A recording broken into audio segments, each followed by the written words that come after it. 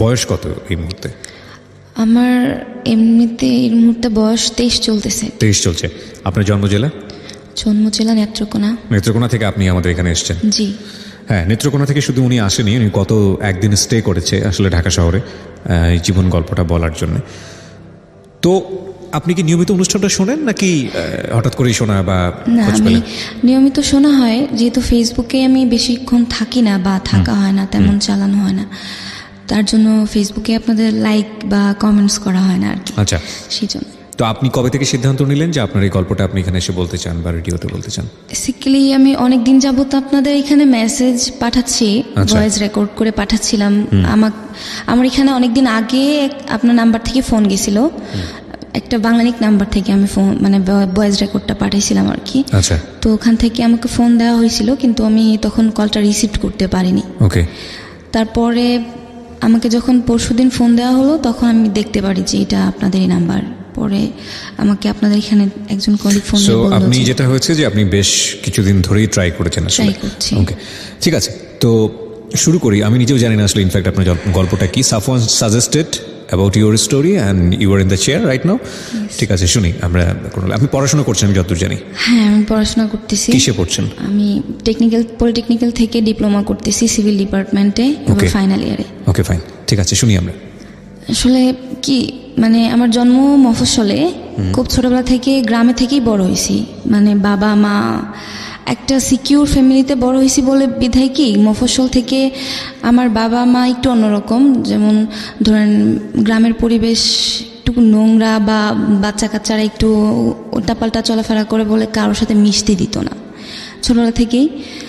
আর বাবাকে একটু ভয় পেতাম বলেও মিশতাম না, মানে একা একাই থাকতাম সারাদিন। পড়াশোনা, স্কুল, প্রাইভেট টিচার আসতো বাসায়, পড়াশোনা করতাম।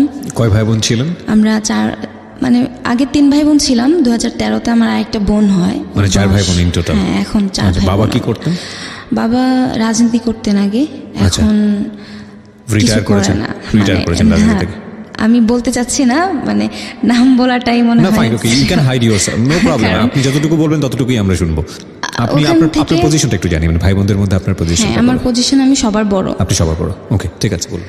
তারপরে আমার মা আবার ফ্র্যাঙ্কলি আমি আমার মার কাছে সব কিছু শেয়ার করতে পারি, কিন্তু তারপরেও দেখা যায় কি যে যদিও সব কিছু শেয়ার করি, এমন কিছু জিনিস থেকে যায় যে আমি পারি না সেগুলো বলতে। কারণ বললে দেখা যাবে যে হয়তো মা এগুলা নিয়ে আমাকে ফোর্স করবে, নাকি কি করবে আমি এটা বুঝি না, নাকি মন খারাপ করবে, নাকি ভাববে যে আমি খারাপ হয়ে গেলাম কিনা।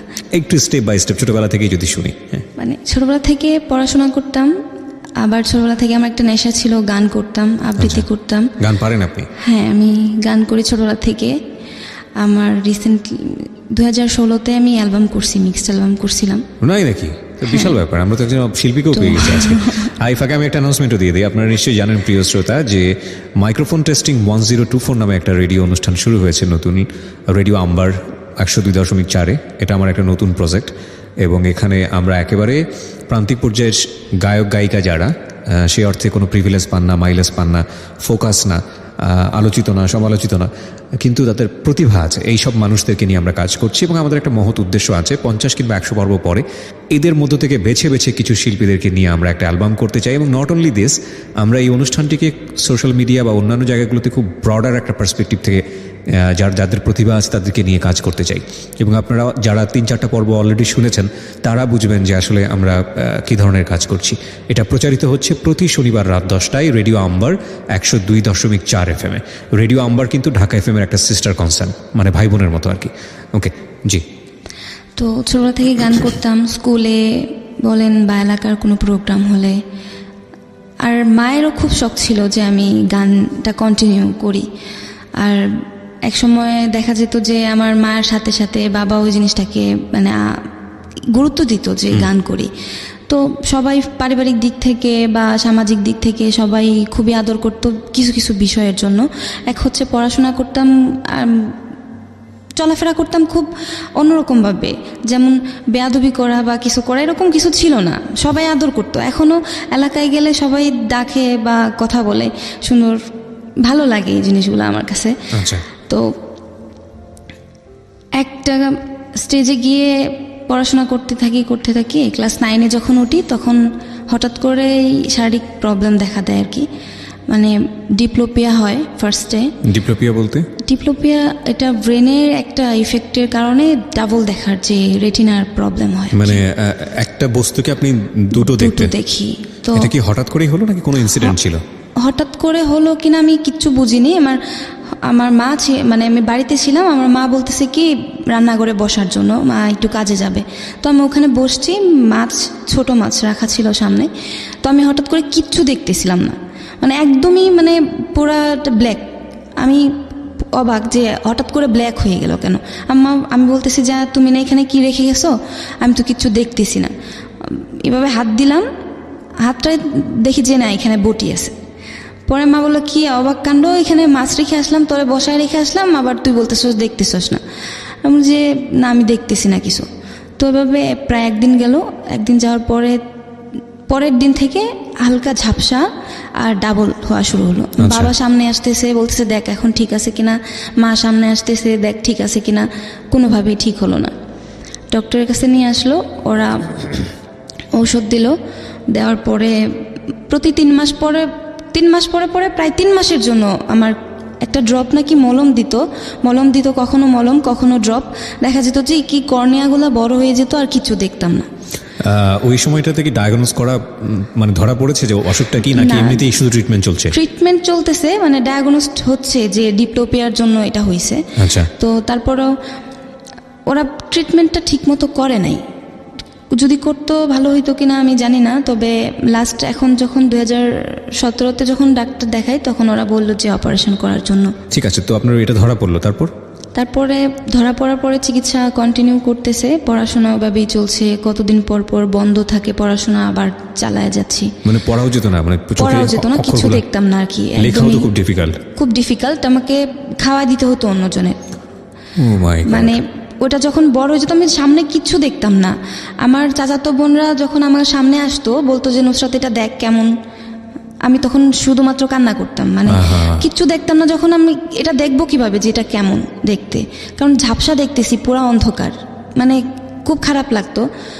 তারপরে এভাবে যাওয়ার পরে এক সময় গিয়ে যখন আমি ক্লাস 10-এ উঠলাম, টেস্ট পরীক্ষা দিলাম। টেস্টের পরে আমি সিদ্ধান্ত নিলাম আর চিকিৎসা করব না, কারণ আমাকে তো পরীক্ষা দিতে হবে, কারণ আমি গ্রুপ সায়েন্স নিয়েছিলাম, পড়াশোনা করব, ভালো করে একটা কিছু করব, কারণ আমার বাবার ইচ্ছে ছিল যে মেডিকেলে পড়াবে। তারপরে পড়াশোনাটাও তেমন হয়নি, পরীক্ষাটা দিলাম কোনোভাবে। 3 মাস আর চিকিৎসা করি নাই, না করে 3 মাস পড়াশোনা করে পরীক্ষা দিলাম, রেজাল্ট হলো, ভালো কিছু হয় নাই। তারপরেও বাবা এটাকে মানতে রাজি না যে কিভাবে মানে এত খারাপ রেজাল্ট। একটা মেয়ে ক্লাস 5-এ বৃত্তি পাওয়া, একটা মেয়ে ক্লাস 8-এ ভালো রেজাল্ট করা, একটা মেয়ে কন্টিনিউয়াসলি ভালো স্টেপে ভালোভাবে আমি তাকে সার্বক্ষণিক টিচার দিয়ে সার্বক্ষণিক পড়াশোনার মধ্যে রাইখা সে যদি এইভাবে রেজাল্ট খারাপ করে তাহলে কিভাবে চলবে। কিন্তু আমি ওইটা বুঝাইতে পারি না যে আমার শারীরিক প্রবলেমের জন্য এটা হচ্ছে। আচ্ছা, এটা ফ্যামিলি থেকে বুঝতেছিল না, মানে আমার বাবা বুঝতে নারাজ। আচ্ছা, মানে আমার বাবা, তার তো আশা ছিল অন্যরকম, কিন্তু এটা সে বুঝতে নারাজ। তারপরেও সে কয়েকদিন পরে আবার ঠিক হলো, কিন্তু আমি বাবার একটা কথা শুনে আমি আর পড়াশোনার প্রতি আর মন ছিল না। আমাকে 2012-তে এসএসসি পাস করার পরে আমাদের এখানে সরকারি কলেজ আছে, ওখানে আমি ইন্টারমিডিয়েটে ভর্তি হলাম। ওখানে দেখা গেল 1 বছর স্টে করার পরে আমি আর ওখানে পড়াশোনাটা কন্টিনিউ করতে পারিনি আমি। আচ্ছা, আমাকে ময়মনসিংহ ভর্তি করা হলো, বললো যে ঠিক আছে ডক্টর হতে পারো বা না পারো, ওটা হওয়ার দরকার নাই, তুমি এখন এই লাইনে পড়াশোনা করো, তুমি ইঞ্জিনিয়ার হবা। আপনি যেটা বলছিলেন যে পলিটেকনিকে, হ্যাঁ পলিটেকনিক্যাল থেকে ডিপ্লোমা করব, করে তারপর বিএসসিতে যদি ভর্তি হই। তারপরে এভাবে গেল, বিএসসিতে এখানে ডিপ্লোমাতে ভর্তি হলাম সিভিল নিয়ে। ভর্তি হওয়ার পরে ময়মনসিংহ থাকি, একা থাকি। আর ওই যে ক্লাস 9 থেকে আমাকে ডক্টর ঘুমের ওষুধ দেয়, তো ওখানে সবাই দেখতো, বাবার সামনে ওষুধগুলো খেতাম, 1-2টা করে 2-3টা করে নিয়ে এভাবে মাত্রাগুলো বাড়তে থাকে আমার, মানে 1টা 2টা 3টা 4টা 5টা করে মাত্রা বাড়তে থাকে। দেখা যায় এক পর্যায়ে 40টা পর্যন্ত চলে যায়। 40টা এট এ টাইম 40টা চলে যায়। আমি এই যে ঘুমের ট্যাবলেট এতগুলা খাই, আমার কোনো কাজ হয় না, ঘুম আসে না, শুধুমাত্র একটা নেশার ঘুরে থাকতাম। নেশা বলতে খুব নেশার গর, দরজা জানলা সব বন্ধ, কারোর সাথে কথা বলতেছি না, ওষুধগুলো খাইতেছি, কেমন কেমন লাগতো, ঘুম ঘুম লাগতো, আবার সজাগ থাকতাম, কি করব বুঝে পাইতাম না। তো 2013 মে মাসে আমি একটা রুমে থাকতাম টেকনিক্যালের কোয়ার্টারের ভিতরে। আমার বান্ধবী ছিল 2 জন, ওরা সরকারিতে পড়ে, আমি আবার প্রাইভেটে পড়ি। তো ওরা আবার আমার সাথে থাকে, খুব ভালো ফ্রেন্ড বলতে রুমে যতটুকু থাকা যায়, কিন্তু বাইরে যাওয়া হতো খুবই কম। জি। তো ওখানে আমার এক ফ্রেন্ড, ওদের ফ্রেন্ডের বার্থডে ছিল, আমাকে ডেকে নিল ওখানে। আমি বলছি যে যাব না। এর আগে আমি 5 দিন পর্যন্ত কিছু খাওয়া দাওয়া কিচ্ছু নেই, ঘুম নেই, একদমই টোটালি বন্ধ সব কিছু।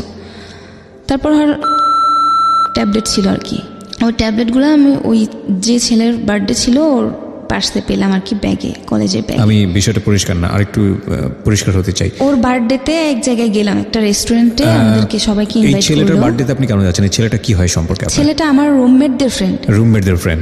ওর ব্যাগে যে ট্যাবলেটটা আছে সেটা আপনি জানলেন কিভাবে? ওর ব্যাগটা থেকে আমার রুমমেট বের করছিল আর কি, আচ্ছা, বলছিল এটা কিসের ট্যাবলেট। ওকে। আর ও বলছিল যে এটার ট্যাবলেট, কিন্তু ওই ছেলে জানতো না যে আমি কন্টিনিউয়াসলি ঘুমের ট্যাবলেট তখনও খাই। তারপর ওর কাছ থেকে ও নাবিয়া আমার ফ্রেন্ড ছিল যে, সে বলল যে সে যখন শুনলো যে এটা ঘুমের ওষুধ, তখন তাড়াতাড়ি করে ওটা ওই ছেলের কাছে দিয়ে দিল, দিয়ে বলল যে এটা সেভ কর, কারণ সাথে প্রবলেম আছে। তো আমি বললাম কিসের প্রবলেম নাবিয়া, তুই এরকম বললি কেন? তো বলতেছে না কোনো প্রবলেম নাই, এটা সেভ করতে বলছে ওকে। তো আমি কি করছি, এক পর্যায়ে ওর কাছ থেকে ওটা টেবিলে ছিল, হাত ধুইতে গেছে, খাওয়া দেয়, তো আমি ওখান থেকে নিয়ে আমার পার্সে নিলাম।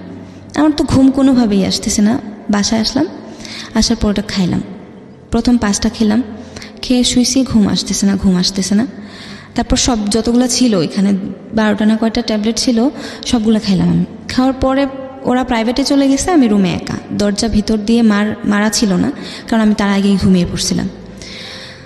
তো ওরা এসে দেখে কি যে আমি বালিশ ছাড়া বিছানার মধ্যে শুয়েছি। তো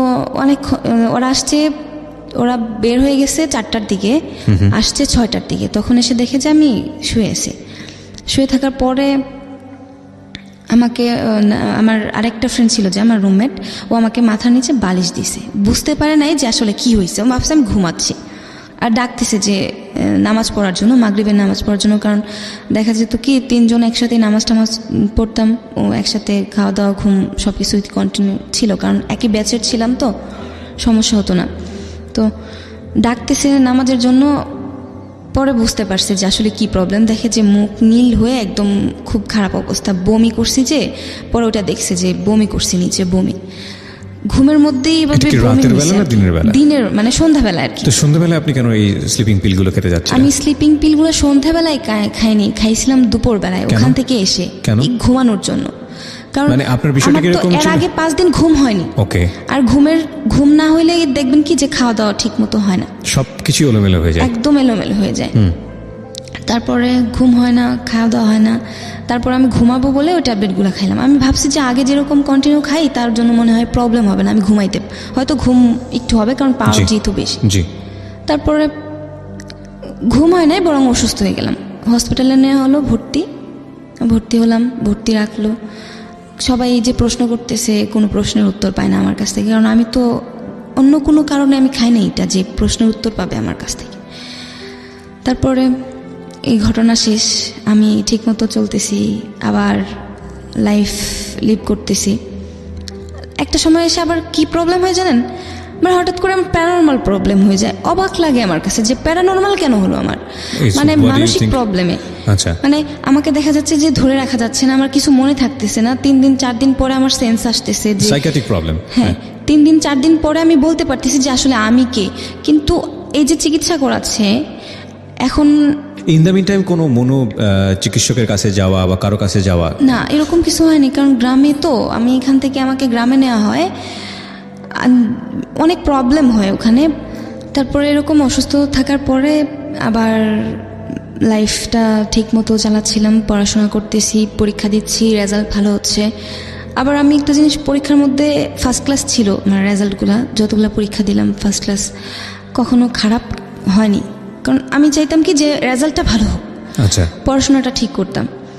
তো ওই যে একঘেয়েমি ব্যাপার থেকে আবার আমি এখান থেকে চলে যাওয়ার পরে, এই ঘটনার পরে যখন আমি ঘুমের ট্যাবলেট খেয়ে যখন হসপিটালে যাই, তখন আমাকে বাসার আঙ্কেলে বলে যে তুমি এইভাবে অসুস্থ হয়ে পড়লে তোমাকে এখানে দেখাশোনাটা করবে কে, আর এখানে তো একটা প্রবলেম, তুমি এখানে থাকবা, লোকেরা আশেপাশে লোকেরা খারাপ বলবে, আমাদের বলবে যে মেয়েটা এরকম করতেছে, পাগলামি করতেছে, অথচ তারা তো বুঝবে না যে তোমার প্রবলেমটা কি। ঠিক আছে, সমস্যা নেই, আমি এখানে থাকবো না, আমি হোস্টেলে চলে যাচ্ছি। এই বলে আমি আমার কলেজ হোস্টেলে উঠলাম। ওঠার পরে ওখানে কেউ নাই, কারণ আমার 5 তলায় থাকতো সব উপজাতি মেয়ে নার্সিংয়ের, আর আমি 6 তলায় থাকি। 6 তলায় শুধুমাত্র আমরা 2 জন, এত বড় হলরুম 2টা, তার মধ্যে 2 জন, আমি আর নার্সিংয়ে আরেকটা মেয়ে মুসলিম। তো 2 জন থাকি, ওর মতো ক্লাসে চলে যায়, আমি আমার মতো আবার এক গেমই লাইফ, সারাদিন ফেসবুকিং, কারোর সাথে তো, কারণ লাইফে তো আমার কোনো বন্ধু নাই, এছাড়া আমার কোনো বন্ধু নাই, ফেসবুক ছাড়া আমার কোনো বন্ধু ছিল না। তারপরে ওখান থেকে একটা ছেলে ছিল, নাম আসিফ। ওকে, আমরা এইখানে একটা ছোট্ট বিরতি নিতে চাই। ঠিক রাত 12টায় আমরা ফিরবো। আপনারা শুনছেন জীবন গল্প আমার সঙ্গে, আমি আরজি কিপ্রিয়া আপনার সঙ্গে রয়েছি। তারপরে ও আমার কাছে পরিচয় দিছিল যে সে সেনাবাহিনীর ক্যাপ্টেন। আচ্ছা। তো আমি বলতাম যে আসলেই কি তোমার ক্যাপ্টেন, তোমার র্যাঙ্ক বা তোমার কোর কোথায়, কোর কত, এগুলো জিজ্ঞাসা করতাম। তখন সে হাইড করতো আর কি। আচ্ছা। তো এমনিতে কি প্রোফাইল দেখে বোঝা যাচ্ছিল যে ও আর্মিতে কাজ করে বা এরকম? হ্যাঁ, আর্মিতে কাজ করে তা বোঝা যেত, কিন্তু আসলেই যে সে ক্যাপ্টেন সেটা আমি কনফিউশনে ছিলাম। তারপরে তো এভাবে তার সাথে আমার ফার্স্ট মিট হয়। আমি হোস্টেলে, তো সে আমাকে ফোন দিয়ে বলে যে সে আসবে। আমি বলছি না, তোমার আসার দরকার নেই। কতদিন কথা চলার পরে আপনার সাথে দেখা করতে চায়? 1 বছর কথা বলার পরে। 1 বছর, আচ্ছা। 1 বছর কথা বলার পরে সে আমার সাথে দেখা করতে চায়। তো সে আমার সাথে ফার্স্ট মিট করে, আমার শহরে আসে, আমি যেখানে পড়াশোনা করি। তো আসার পরে দেখা হওয়ার পরে তার সাথে আমার যেরকম ভাবে, আমি যদি ভুল না করে থাকি, মানে ফার্স্ট মিটে আপনাদের মধ্যে এমন একটা সম্পর্ক যায়, সেটা আসলেই উচিত ছিল না, বিষয়টা এরকম। আচ্ছা, তো এই সম্পর্কে কি এটা কি হঠাৎ করে হয়ে গেল, না আপনাদের মধ্যে 1 বছর আসলে এই ধরনের কথাবার্তাই হতো? আমাদের মধ্যে এরকম কোনো কথাবার্তা হয়নি আগে। আপনি চাইলে সিচুয়েশনটা অ্যাভয়েড করতে পারতেন? অ্যাভয়েড করতে পারতাম, কারণ আমি অ্যাভয়েড করছি। আমি যথেষ্ট চেষ্টা করছি যে আমি ওর সাথে এরকম সম্পর্কে জড়াবো না, জড়াতে চাই না। কিন্তু অ্যাক্সিডেন্টালি এরকম একটা পর্যায়ে মানে আমার যখন যে বয়সটাতে তার সাথে রিলেশনটা হয়, তখন আমার এতটা বোঝার মতো ক্ষমতা ছিল না, বয়স ছিল না। তারপরে ওর সাথে এরকম মানে অনৈতিকভাবে যেভাবেই হোক হয়ে গেল। তারপরে ও এখান থেকে চলে যাওয়ার পরে আমি চেষ্টা করি সম্পর্কটাকে টিকিয়ে রাখার জন্য, অনেক চেষ্টা করি। তারকে আমি ফোন দিই, সে ওখান থেকে যাওয়ার পরেই সে আমার সাথে কথা বলা বন্ধ। ও চেঞ্জ হয়ে যায়, পুরো চেঞ্জ। তারপরে আমি বলি কি যে তোমার প্রবলেমটা কোথায়, আমাকে শেয়ার করো। না, সে বলে আমি আইসিইউতে ভর্তি, আমার ব্রেনে প্রবলেম, আমার ব্রেনে রক্তক্ষরণ হয়, আপনাকে অ্যাভয়েড করছে। হ্যাঁ, অ্যাভয়েড করতেছে। আমি বললাম যে ব্রেনে রক্তক্ষরণ হয়, অথচ তুমি ফেসবুকে কিভাবে সম্ভব? বলছে আমি তো আইসিইউতে ভর্তি। তারপরেও বুঝতে পারলাম যে সে আমার সাথে এরকম একটা চিটিং করলো। তারপরে গেল এরকম 1 বছর যাওয়ার পরে আমার সাথে, তারপরে আবার আমার পরিচয় হয় আরেক ছেলের সাথে, ওই ফেসবুকেই। সে কলকাতায় থেকে পড়াশোনা করে, নিফাতে ফিল্ম ডিরেকশন নিয়ে পড়াশোনা করতো।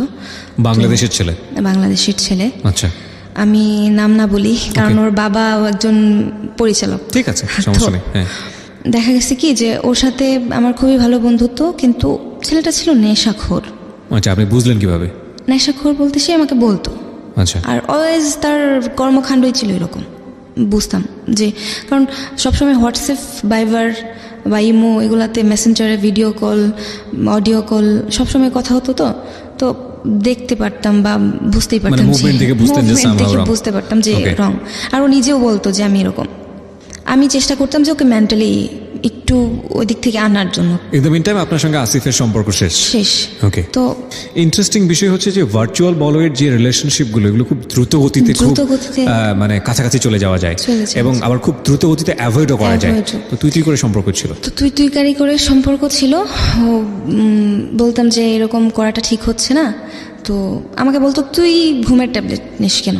আমি বললাম যে এটা তো আমার একটা মানে আমার ঘুম হয় না বা আমার এটা অভ্যাস হয়ে গেছে, আর আমি তো তাছাড়া অন্য কিছু নিচ্ছি না, আমার কোনো প্রবলেম নেই। তখন ও আমাকে সাজেস্ট করতো যে দেখ এটা খাস না, খেলে এরকম প্রবলেম হবে, তোর শারীরিক প্রবলেম হবে বা তোর মানসিক সমস্যা হয়ে যেতে পারে। রাইট।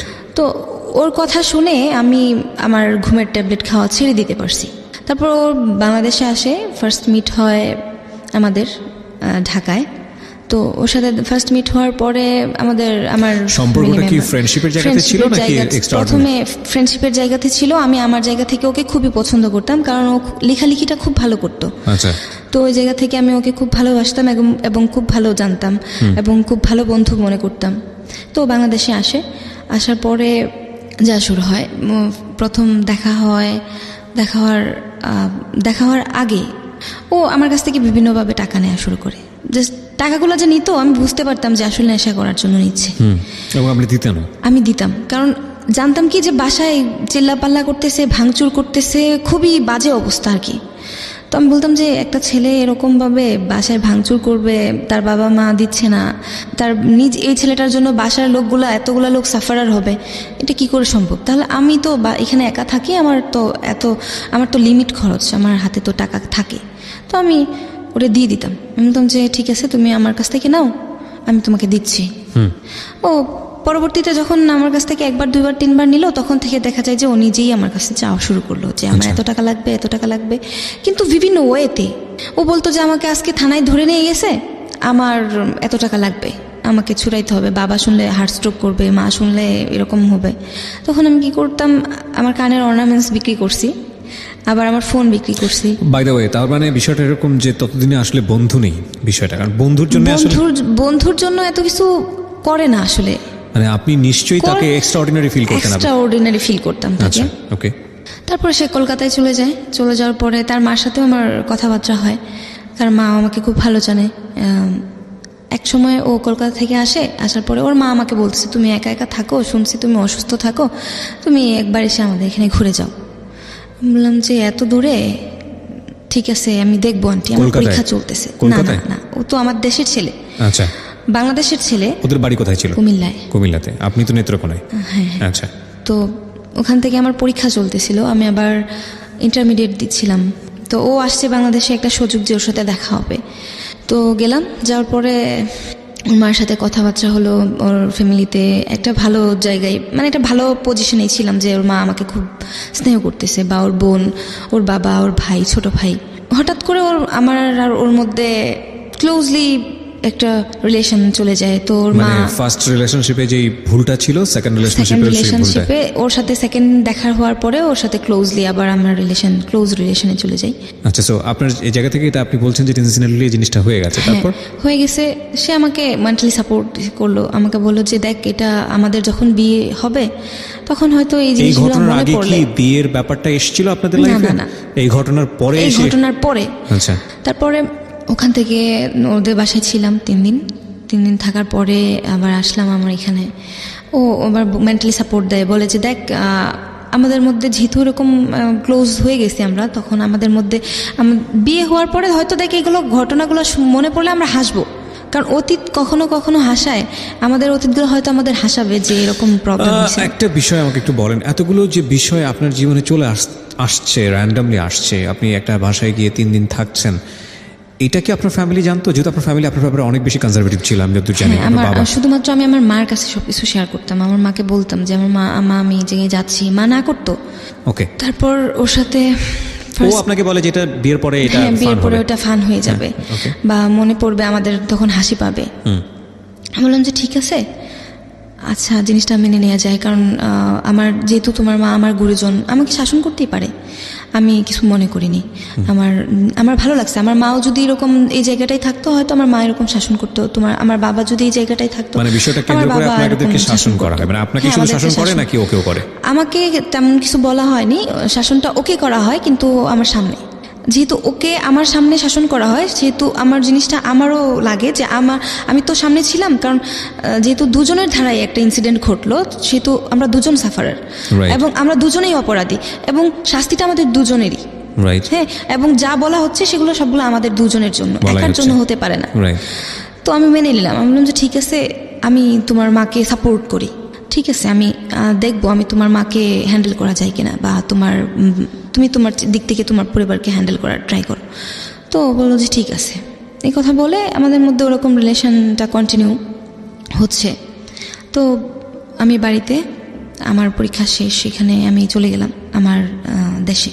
যাওয়ার পরে আমার ফ্যামিলি থেকে আমাকে মানে একটু, আমার বাবা একটু আবার অন্যরকম হয়ে গেল হঠাৎ করে, কি জন্য জানি না। মানে আমি আমার বাবার সাথে কি ঘটনার জন্য আমি জানি না কেন হঠাৎ করে আমি আমার দেশ ছেড়ে, আমি আমার পড়াশোনার জায়গা ছেড়ে সব কিছু ছেড়ে আমি ঢাকাতে চলে আসলাম।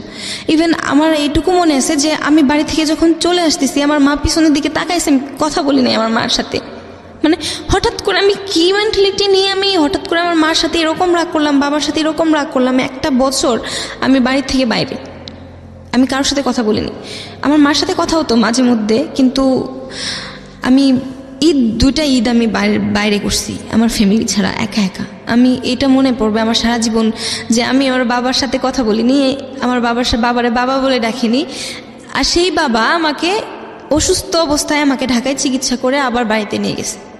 আর সেই বাবা আমি একটু অসুস্থ থাকলে, মানে আমি একটু অসুস্থ থাকলে প্রচুর কান্নাকাটি করবে, দেখবেন যে সে তার মধ্যে নাই, আমি মনে হয় যে তার লাইফের একটা অংশ। বাহ। হ্যাঁ, তারপরেও ফ্যামিলিতে একা একা আমার বোরিং লাগতেছে, আমি ভালো লাগতেছে না, আমি থাকবো না। আমার পরিচিত একজন ছিল, তার সাথে যোগাযোগ করলাম, যোগাযোগ করে আমি চলে আসলাম ঢাকায়। ঢাকায় এসে একটা জব নিলাম প্রাইভেট একটা আইটি ফার্মে মার্কেটিং এক্সিকিউটিভ হিসেবে কাজ করলাম অনেকদিন। পড়াশোনা কি তখন কমপ্লিট নাকি? না, আমার পড়াশোনা তখন কন্টিনিউ চলতেছে। ওকে। আমি এখানে চলে আসার পরে এখানে জব নিলাম, জব নেওয়ার পরে কাজ করতেছি কন্টিনিউ। আবার আরেকটা ঘটনা ঘটে যায় এর মধ্যে। আমি তখন বাড়ি থেকে যখন বেরিয়ে আসি তখন আবার আমি যে অ্যালবামে গান করি, মিক্সড অ্যালবামে। তো আমার মিক্সড অ্যালবামে আমি আবার জব নেওয়ার সময় আমার অফিসে বলেনি যে স্যার আমি গান টান করি, আমাকে মাঝে মাঝে ছুটি দিতে হবে, বা আমার যখন স্টুডিওতে যেতে হয় আমাকে যখন আমার শিডিউল থাকে আমাকে ছুটি দেবেন। তো ওরা বলে যে ঠিক আছে যাও, তুমি যেহেতু গান করো, আমাদের অফিস থেকে তোমাকে যতটুকু ফেসিলিটি দেওয়া প্রয়োজন আমি তোমাকে ততটুকু ফেসিলিটি দেব। তো ওরা আমাকে যথেষ্ট হেল্প করে। আমার যখন ফার্স্ট রেকর্ডিংয়ের ডেট ছিল আমি অফিস থেকে ছুটি নিয়ে যাই। তো ছুটি নিয়ে যাওয়ার পরে ওখানে যার সাথে আমার অ্যালবাম গান করি তার রাত হয়ে যায় অনেক, মানে প্রায় 2টা বেজে যায় স্টুডিওতে রাতে। তো আমি বলছি এখন তো আমি যে বাসায় থাকি গেট লাগাই দিছে, এখন আমি বাসায় যাব কি করে, কারণ বাসায় যাওয়া সম্ভব না। তো বলতেছে আমার মা বাসায় নেই, তুমি যদি চাও তাহলে আমার বাসায় যেতে পারো, আমার বাসায় একটা বোন আছে থাকে আর কি। আপনি কার কথা বলছেন? মানে ওই যে ইন্ডিয়াতে পড়াশোনা করেন? না, তাহলে তখন তো ওর সাথে আমার রিলেশনশিপটা ক্লোজ কেন হলো? হঠাৎ করে ওই ছেলে আমার সাথে হঠাৎ করে কথাবার্তা বন্ধ। Second time same incident? না, বন্ধ বলতে আমি যখন ওই অফিসেও জব করি তখনও আমি ওকে টাকা পাঠাইছি। আচ্ছা। মানে আসলে ওর সাথে আমার সম্পর্কটা ক্লোজ হয় কেন আমি নিজেও জানি না, কারণ ওকে যখন আমি বলতাম যে আমি তোমাকে একটু দেখবো, তুমি একটু আসো, বা আমার তোমাকে দেখতে খুব ইচ্ছে করতেছে, তুমি একটু আসো, তখন ও আমার কাছ থেকে টাকা নিত বারবার যে আমি আসতেছি, কিন্তু আসতো না, অকারণে গ্যাঞ্জাম করতো। তখন এইগুলা থেকে আপনি কার বাসায় যাওয়ার কথা বলছেন? এই ছেলেটাকে আমি যার সাথে গান করছি আর কি। ও গান করেছেন যার সঙ্গে, তার সঙ্গে কোথাও একটা ফাংশন শেষ করে তার বাসায় থাকার কথা। কারণ আমরা এখান থেকে একটা বিরতি নেব প্রিয় শ্রোতা, ছোট্ট একটা বিরতি মাত্র কয়েক মিনিটের। এরপর আমরা আবারও ফিরে আসছি জীবন গল্পে। আশা করছি আমাদের সাথেই থাকবেন। নুসরাত রয়েছে আজকে আমাদের সঙ্গে, এবং ফার্স্ট আওয়ারের প্রথম আধা ঘন্টা মতন আমাদের সঙ্গে ছিলেন জামান। আজকে দুজনের আসলে জীবনের গল্প, আর কোনটা আসলে আপনার কাছে আপনার মেসেজের জায়গা থেকে উপকারী হবে সেটা আপনি নির্ধারণ করবেন। ওখানে স্টে করলাম। স্টে করার পরে জানি না আসলে ওটাকে আমি ভালোবাসা বলবো না কি বলবো। ও আপনাকে কি বলে ইনভাইট করেছিল যে বাসায় কেউ নেই, so you can stay with me? কারণ যেহেতু তোমার বাসায় তুমি যেতে পারবে না, সো আমার বাসায় থাকতে পারো। বাট উনি বলেছিল যে আমার বাসায় কেউ নেই বা? না, এরকম কিছু বলেনি। ও বলছে যে ওর বাসায় বোন আছে, ওর বাসায় বোন আছে, ওকে ভাই রাখে, ওর বাসায় থাকে সাবলেট ভাড়া, ওর বাসায় বোন আছে, ও তাই বাসায় যাইতে বলছে। কিন্তু আমি যাওয়ার পরে দেখি যে কেউ নেই বাসায়। অ্যাটলিস্ট আমরা দুজন ছিলাম রেকর্ডিংয়ে, আরেকটা ছেলে ছিল গান করলো, ও ছিল আর আমি ছিলাম। তো আমাদেরকে নিয়ে গেল বাসায়, কিন্তু গিয়ে দেখি যে ওই মেয়ে নেই। আমাদেরকে বলতে আপনার সঙ্গে আরো একজন ছিল? আরো একজন ছিল। ওকে। পরে আমি বললাম যে তাহলে তোমার বোন কোথায়? যেহেতু তুমি বলছিলা যে বোন আছে বাসায়, তো আমি থাকবো কিভাবে? বলছে সমস্যা নেই, তুমি এখানেই থাকতে পারো। তো থাকার পরে ওর সাথে ফার্স্ট যখন থাকি কোনো প্রবলেম হয় না, না থাকার পরে ও আবারও যখন, তো সেকেন্ড টাইম যখন বয়স দিতে যাই তখন সেই রাতের বেলায় শিডিউল রাখে। আমি বারবার বলছি যে দেখো রাতের বেলায় শিডিউল রাখো না, কারণ আমার বাসার দরজা আমার বাসার গেট লাগায় দেয়, আমি রাতে 11টার পরে আমার বাসায় ঢুকতে পারবো না। ও বলে যে সমস্যা নেই, তুমি যদি সমস্যা হয় আমার বাসায় তো থাকতেই পারবা, তোমার কি কোনো প্রবলেম হয়েছে তুমি যে সেদিন থাকলা? আমি বললাম যে না, কোনো প্রবলেম হয়নি, তবে থাকাটা ঠিক হচ্ছে না। Basically he was A music producer or something like this? না না না। তাহলে উনি কে ছিল? ও আমার সাথে গান করছে। আচ্ছা। তো যেহেতু কো আর্টিস্ট ছিল, তো সেহেতু ও আমার সাথে স্টুডিওতে যায়। তো ওর বাসায় আবারও গেলাম। তো যাওয়ার পরে আবার সেই, আমি যেটা বুঝতে পারছি যে আপনার লাইফে এই বিষয়গুলো খুব র্যান্ডমলি আসছে, জাস্ট Randomly বিকজ অফ আসছে ইয়োর, আপনি অনেক বেশি কনসাস ছিলেন না, অথবা আপনি যেটা বুঝবো, আমি যেটা বুঝতে পারছি গল্প শুনে, যে আসলে আপনি চাইলে বিষয়গুলোকে হয়তো অ্যাভয়েড করতে পারতেন, হয়তো অ্যাফোর্ড করতে, কিন্তু আপনি সতর্ক ছিলেন না। না। আসলে এই যে সতর্ক না থাকাটা, এটা এক ধরনের বিপদগামী সম্পর্কের দিকে নিয়ে যায়। ইনফ্যাক্ট আমরা হয়তো সেদিকেই সামনের দিকে আগাচ্ছি। হ্যাঁ বলুন। তারপর এভাবে রিলেশনটা ছিল কতদিন, থাকার পরে ওখান থেকে আমি বের হয়ে যাই। ওই ওর সঙ্গে এক ধরনের রিলেশনশিপে ছিলেন? রিলেশনশিপে ছিলাম কিছুদিন, জাস্ট কিছুদিন থাকার পরে কিছুদিন আমি, বলতে আসলে এটা কি ধরনের রিলেশনশিপ ছিল? লাইক জাস্ট ফ্রেন্ড, এবং তার সাথে কাজ ফ্রেন্ডস করি। উইথ বেনিফিট, হ্যাঁ, যেটাকে আমরা বলি আজকালকার শব্দে। ইন দ্য মিন টাইম আপনার লাইফে 2 থেকে 3 জন মানুষের সঙ্গে আপনার যেই ওঠা বসা, সেটার যে অভিজ্ঞতা, সেখান থেকে আপনি কি নিজেকে আইডেন্টিফাই করতে পারছিলেন যে আপনি আসলে কি সম্পর্ক চাচ্ছেন আর সম্পর্কটা কোন দিকে চলে যাচ্ছে? সম্পর্কটা কোন দিকে যাচ্ছে আমি বারবার ওটাই বুঝতে চাইতেছিলাম, যে আসলে আমি তো এরকম চাচ্ছি না, আমি চাচ্ছি, দুর্ভাগ্যক্রমে আপনি ওই জায়গাটায় চলে যাচ্ছেন। ওই জায়গাটাতে আমি বারবার ধাক্কা খেয়ে কেন ওই জায়গাটাতেই গেছি আমি জানি না। তো এটা কেন হচ্ছিল? আপনি খুব রক্ষণশীল পরিবারে বড় হয়েছেন সে কারণে কি, নাকি অন্য কোনো ডিফল্ট ছিল আপনি বুঝতে পারছিলেন আমি না? কোনো কিছুই বুঝতে পারতেছিলাম না, কারণ ওই যে বললাম যে আমার বোঝার যে ক্ষমতাটা, ওটা হওয়ার আগে আমি ওই সম্পর্কগুলো নষ্ট হয়ে যায়। মানে আপনি আসলে সম্পর্কে একটা কনক্লুশনে আসার আগেই, অভিজ্ঞতা পাওয়ার আগেই সম্পর্কটা নষ্ট হয়ে যাচ্ছে।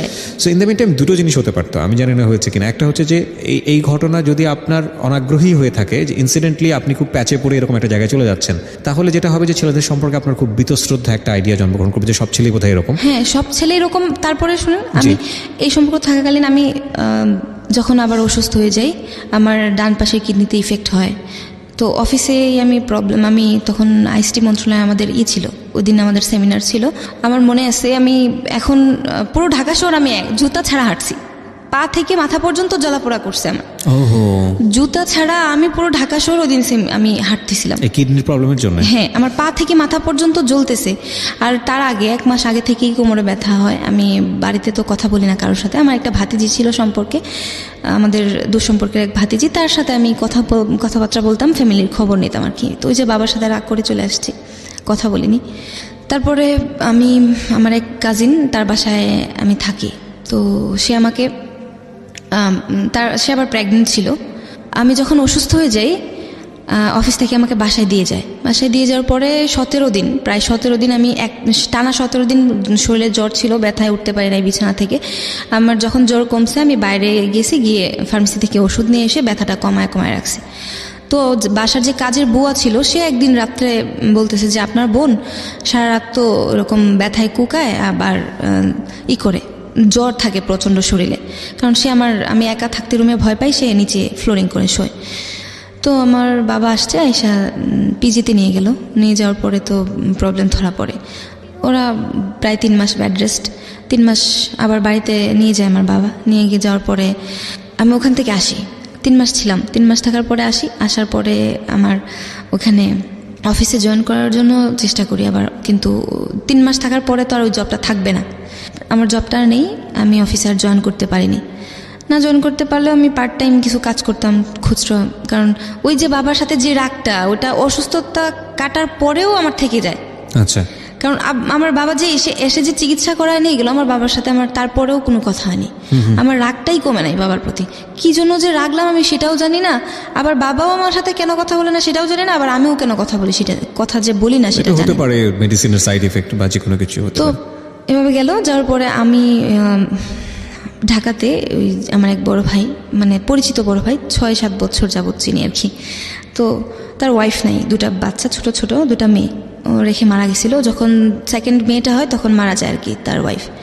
তো ওনার এখানে বলছি যে ভাই আমি গ্রাফিক্সের কাজ শিখবো, আপনি কি আমার এখানে আপনার এখানে শিখাইতে পারেন আমাকে, তাহলে আমার একটু উপকার হতো। বলতেছে যে ঠিক আছে তুমি আসো, সমস্যা নেই, তুমি শিখতে পারো, কাজ করো আয়শা। তো আমি ওনার এখানে যাই, যাওয়ার পরে ওনার যে দুটা মেয়ে আমাকে খুবই পছন্দ করে। দুটো মেয়ে খুবই পছন্দ করে বলতে গেলে খুবই পছন্দ করে, আমাকে ছাড়া কিছু বুঝে না। তো ওই দুটো মেয়ে আমাকে এক পর্যায়ে বলতেছে কি আন্টি আমরা কি তোমাকে আম্মু বলে ডাকতে পারি? তখন আমি তো ইতস্ত হয়ে গেছি যে এই দুটা বাচ্চা মেয়ে কি বলতেছে, পাগল নাকি, আমি কি বলবো, মানে এখন না পারতেছি ওই বাচ্চা দুটার মনে আঘাত দিতে, না পারতেছি নিজেকে কিছু বলতে। আবার আমি ওই ভাইয়াটাকে বললাম যে ভাইয়া আসলে দেখেন কি বলতেছে, কি করব? বলছে তোমার যা ইচ্ছা। বলছি বাচ্চা দুইটা মেয়ে মানে একদমই পিচ্ছি, একটার বয়স মনে হয় 5। ওনার মা কি হয়েছিল? বাচ্চা দুটা যখন সেকেন্ড বাচ্চাটা হয় তখন মারা যায়। হ্যাঁ, ওকে। তো বাচ্চা দুটা একা, পুরো বাসা একা থাকে, উনি মানে টেক কেয়ার করার মতো সময় নেই, বাচ্চা দুটা খুব এলোমেলো। তো দেখে আমার খুব খারাপ লাগে। আমি বলি যে ঠিক আছে, আমি যতদিন এখানে কাজ শিখতে আসবো মেয়ে দুটাকে আমার সাথে ততক্ষণ রাখবো। তো না, দেখি যে মেয়ে দুটা আমার প্রতি আস্তে আস্তে খুবই ইমোশনালি ইনভলভ হয়ে যাচ্ছে, আমিও বাচ্চা দুটার প্রতি ইনভলভ হয়ে যাচ্ছি। আচ্ছা। তো শুধুমাত্র বাচ্চা দুটার প্রতি ইনভলভ হয়ে যাওয়ার কারণে সে আমাকে এভাবে হ্যারাস ফেলবে এবং এভাবে ব্ল্যাকমেল করবে, আমি সেটা বুঝতে পারিনি। সে আমাকে হঠাৎ করে ওনার এখান থেকে আমার একটা ইমেল পাঠানোর প্রয়োজন ছিল। আমি ওনার এখান থেকে আমার ইমেল অ্যাড্রেসটা লগ ইন করার পরে উনি আমার ফোন থেকে একটা ছবি নেয়, আমার সিক্রেট একটা ছবি। তো উনি আমার এখান থেকে এই ছবিটা যে নিবে আমি খেয়াল করিনি বা আমি বুঝতে পারিনি। কারণ ফোনটা অ্যাক্সেস করলো কিভাবে? আমার ফোনটা তো সবসময় ওনার এখানে, আমি যে কাজ শিখতাম ওখানে থাকতো। আচ্ছা, আমি রেখে দিতাম। উনি আমার ফোনটা হাতে নিছে, আমি এতটাও খেয়াল করিনি যে উনি এইভাবে এরকম কিছু করবে। তারপরে ওনার এখানে আমি এটা তো জানি না, আমার এখানে নাই, আমার মেমোরিতে ওই ছবিটা নাই। উনি নিয়ে আমার এখান থেকে ডিলিট করে দিছে। ডিলিট করে দেওয়ার পরে আবার এই রিলেশনটার পরে আবার আমার কুমিল্লায় যে যার সাথে রিলেশন ছিল ও আমার সাথে আবার যোগাযোগ করে। কুমিল্লার রিলেশন বলতে কি ফার্স্ট রিলেশন? আমার সেকেন্ড টাইম যে রিলেশনটা ছিল, কলকাতায় যে পড়াশোনা করতে, ওই ছেলেটা যোগাযোগ করছিল আমার সাথে, যোগাযোগ করছিল আর কি। আচ্ছা। তো আমি ভাবছিলাম যে হয়তো আমাকে রিলেট করে কিনা, আমি ওটা বুঝতে পারিনি। যোগাযোগ করে, দ্যাটস ইট, আমি ওরকমই যোগাযোগ রাখছিলাম। ওকে। তো কথাবার্তা হচ্ছিল ওর মধ্যে। সে আমাকে বলতো যে সে আমাকে ভালোবাসে বা কিছু একটা। আমি বলতাম ঠিক আছে, ভালো যেহেতু বাসো আমিও বাসি, তুমি যেহেতু আমাকে ভালোবাসছিলে আমি যেহেতু ভালোবাসছি, ঠিক আছে বাসি। তো ও আমার কাছে জানতে চাইতো বারবার যে দেখ আমি তোর লাইফে যতদিন ছিলাম না ততদিন কি তোর লাইফে কোনো ইনসিডেন্ট হয়েছে, সে জানতে চাইতো। আমি বলতাম যে না, কোনো ইনসিডেন্ট হয়নি, আমি অস্বীকার করতাম। কারণ আমি ভাবতাম কি যে ওগুলা জানায় লাভ কি। ওনার এখান থেকে যখন আমি ইমেলটা সেন্ড করি ওখানে, হঠাৎ করে সার্ভার চলে যায় ওনার এখানে। তো আমি আর লগ আউট দিতে পারিনি। আমি বাসায় চলে আসি, ওনাকে ফোন দিয়ে বলি যে ভাইয়া আপনার এখান থেকে আমার ইমেলটা একটু লগ আউট দিয়ে দেবেন। আচ্ছা। আমার যে ইমেলটা ওনার এখানে লগ ইন করছিলাম ওই ইমেলটা থেকে আমার ফেসবুক অ্যাকাউন্ট খোলা ছিল আর কি। ওহো। উনি কি করছে, আমার ইমেল নাম্বার যা কিছু আছে, আমার আইডির পাসওয়ার্ড থেকে শুরু করে ইমেল থেকে শুরু করে সবকিছু চেঞ্জ করে উনি নিয়ে নিছে। আপনার ফেসবুকটা সে নিজে নিয়ে নিছে। নিয়ে গিয়ে সে আমার ওই যে আমার যে সিক্রেট যে ছবিটা ছিল, তারপর আমার ফ্রেন্ড সার্কেলদের সাথে সে নিজে থেকে কথা বলতো, সে যে কথা বলতো আর কি, কথা বলে সে বোঝাচ্ছিল যে আমি এইগুলা করতেছি। সে এইগুলা স্ক্রিনশট দিত, দিয়ে পাঠাতো ওই যে কুমিল্লার ছেলের কাছে। কারণ উনি জানতো যে আমার ওই ছেলের সাথে রিলেশন। কারণ উনি আমার সাথে পরিচয় যেহেতু আমার 6 বছর আগে, আফটার 6 বছর, সেহেতু সে জানে যে আমার কার সাথে রিলেশন, আমাকে জিজ্ঞাসা করতো। এবং সে আমাকে জেনারেলি খুব বলতো এরকম যে তুমি খুব ভালো একটা মেয়ে, তোমাকে কেন মানুষ এভাবে কষ্ট দেয়, সেই অনেক কিছু। আমি বলতাম যে লোকটা এরকমই মনে হয় ভালোই, কারণ 2টা মেয়ে আছে, আসলে 2টা বাচ্চাকে আমি এরকমভাবে দেখতেছিলাম আর কি। তখন সে আমাকে জেনারেলি খুব বেশি হ্যারাস শুরু করলো এবং আমাকে ব্ল্যাকমেইল করা শুরু করলো। ব্ল্যাকমেইল কিভাবে করলো? আমাকে বিয়ে করবে, হ্যাঁ, নয়তো আমাকে আমার ক্ষতি করবে। ততদিনে কি আপনি বুঝতে পারছিলেন যে আপনার ফেসবুক আইডিটা উনি হ্যাক করেছে? হ্যাঁ, উনি হ্যাক করছে। কারণ আমি তো তখনই বুঝতে পারছি, কারণ উনি তো আমাকে বলছে, বলে দিয়েছে। হ্যাঁ, বলে দিছে। এবং এটা আমাকে নিজে বলে নাই সে, কারণ সে নিজে বলছে তখন, কারণ ওনার এখানে একজন, আমি নাম বলি না, সিনিয়র রিপোর্টার, তার ফ্রেন্ড ছিল। তো উনি আমাকে দেখছে, ওনার এখানে যে কাজ শিখতে যাই, তো উনি এই কাজগুলা দেখতেছিল যে এই লোকটা বসে বসে আমার আইডি থেকে এই কাজগুলা করতেছে। তো উনি যখন আমাকে ফোন দিয়ে বললো যে আপনি নুসরাত? আমি বললাম যে জি, আমি আপনাকে কিছু কথা বলতে চাচ্ছি। আমি বললাম জি বলেন। বলছে আপনি কি জানেন যে আপনাকে নিয়ে কোনো একটা পার্ট হচ্ছে? আমি বললাম যে না, আমি কি করে জানবো? যে তোমার আইডিটা তুমি তোমার আইডিটা কি তুমি লগ আউট দিয়ে দিছো তোমার ফোন থেকে? আমি বললাম যে হ্যাঁ, অনেকক্ষণ আগে। বলছে তাড়াতাড়ি লগ ইন করে দেখো তো। লগ ইন করলাম, দেখেছি আর লগ ইন হচ্ছে না। আমি বলছি না, লগ ইন হচ্ছে না। বলছে তোমার এই পার্টটাই তোমার সাথে চলতেছে। আমি বলছি কোন পার্ট? বলছে তোমাকে এরকম এরকম সে। উনি আপনার নাম্বার পেলো কিভাবে, ফোন নাম্বার? ওনার এখান থেকে নিছে, কারণ উনি তো বিশ্বস্ত ছিল ওনার। উনি তো বুঝতে পারে নাই যে উনি আমাকে বলে দিবে। ওকে। কারণ ওনার এখানে যে কাজ শিখতে যেতাম উনি আমাকে দেখতো এরকম। আপনাকে বিয়ের প্রস্তাব দিচ্ছিল, তারপর সে আমাকে বিয়ের প্রস্তাব দেয়। আমি বললাম যে কি করে সম্ভব? এটা কোনোভাবেই সম্ভব না। কারণ আপনি একটা বিবাহিত পুরুষ, আপনার 2টা বাচ্চা মেয়ে আছে। আমি এরকম রিলেশনে আর জড়াইতেও চাচ্ছি না। আপনি এরকম কেন করতেছেন আমার সাথে? আপনি কি চান? মানে বিভিন্নভাবে এসে আমার এই করতেছে আর কি, ব্লেম দেওয়া শুরু করছে। এগুলো আমি পরে আর কানে নেই না নিয়ে আমি আমার মতো থাকলাম। ঢাকা থেকে চলে গেলাম। চলে গিয়ে আবার বললাম কি যে লাইফে তো অনেক কিছু করলাম, আমার লাইফে অনেক কিছু ঘটে গেল মাত্র কয়েকটা বছরের মধ্যে। এগুলো আসলে ঠিক হচ্ছে না। কারণ আমি তো এখন আর কাউকে বিশ্বাস করতে পারবো না। কারণ বিশ্বাস করার মতো জায়গাটায় আমি আর নাই। একটা মানুষকে বিশ্বাস করতে, যে মানুষটাকে আমি বিশ্বাস করছি সেই মানুষটাই আমার সাথে এরকম করতেছে। মানে কন্টিনিউ আমি একটার পর একটা এরকম ঘটেই গেছে। তারপরে আমি আমার মতো করে আবার চলে গেলাম বাড়িতে।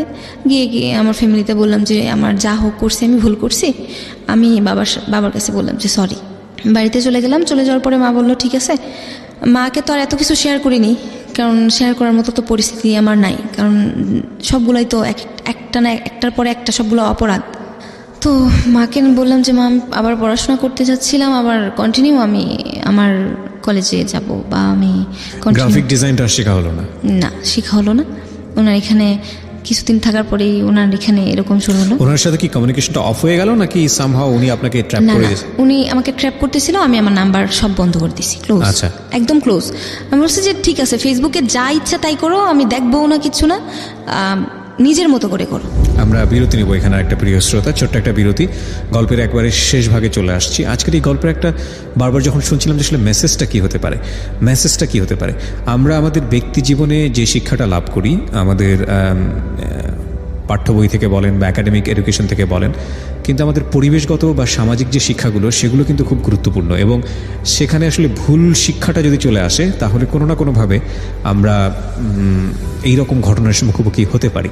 সুতরাং সেই জায়গাটি থেকে আজকের এই গল্পটিকে আপনি কিভাবে নেবেন, সেটা কিন্তু একটু ভাবার বিষয়। আমরা ছোট্ট একটা বিরতি নিচ্ছি। আমি বাড়িতে চলে গেলাম। আমার পড়াশোনাটা সবকিছু কনভিন্স করে আমি বাড়িতে চলে গেলাম। চলে গিয়ে আবার পড়াশোনাটা কন্টিনিউ করার জন্য আবার আমি আমার মানে যে জায়গা থেকে আমি পড়াশোনা করি সেই জায়গায় চলে আসছি। তো পড়াশোনা করতেছি, পড়াশোনা কন্টিনিউ চলতেছে। এক পর্যায়ে আবার শিল্পকলায় ভর্তি হলাম। ভর্তি হয়ে আবারও গানটা কন্টিনিউ করলাম, যে দেখি আমি আমার গানটায় থাকলে হয়তো বা আমাকে আর কোনো ভুল ছুঁইতে পারবে না, বা আমি কোথাও যাব না, একটা নেশায় থাকবো, একটা ঘোরে থাকবো। তো ওইভাবে লেখাটাও আমি লেখালেখি করতাম, যেহেতু মানে টুকটাক লেখালেখি করতাম, কবিতা লিখতাম, গল্প লিখতাম। তো লেখালেখিটা কন্টিনিউ করতাম আর গানটা কন্টিনিউ করতাম।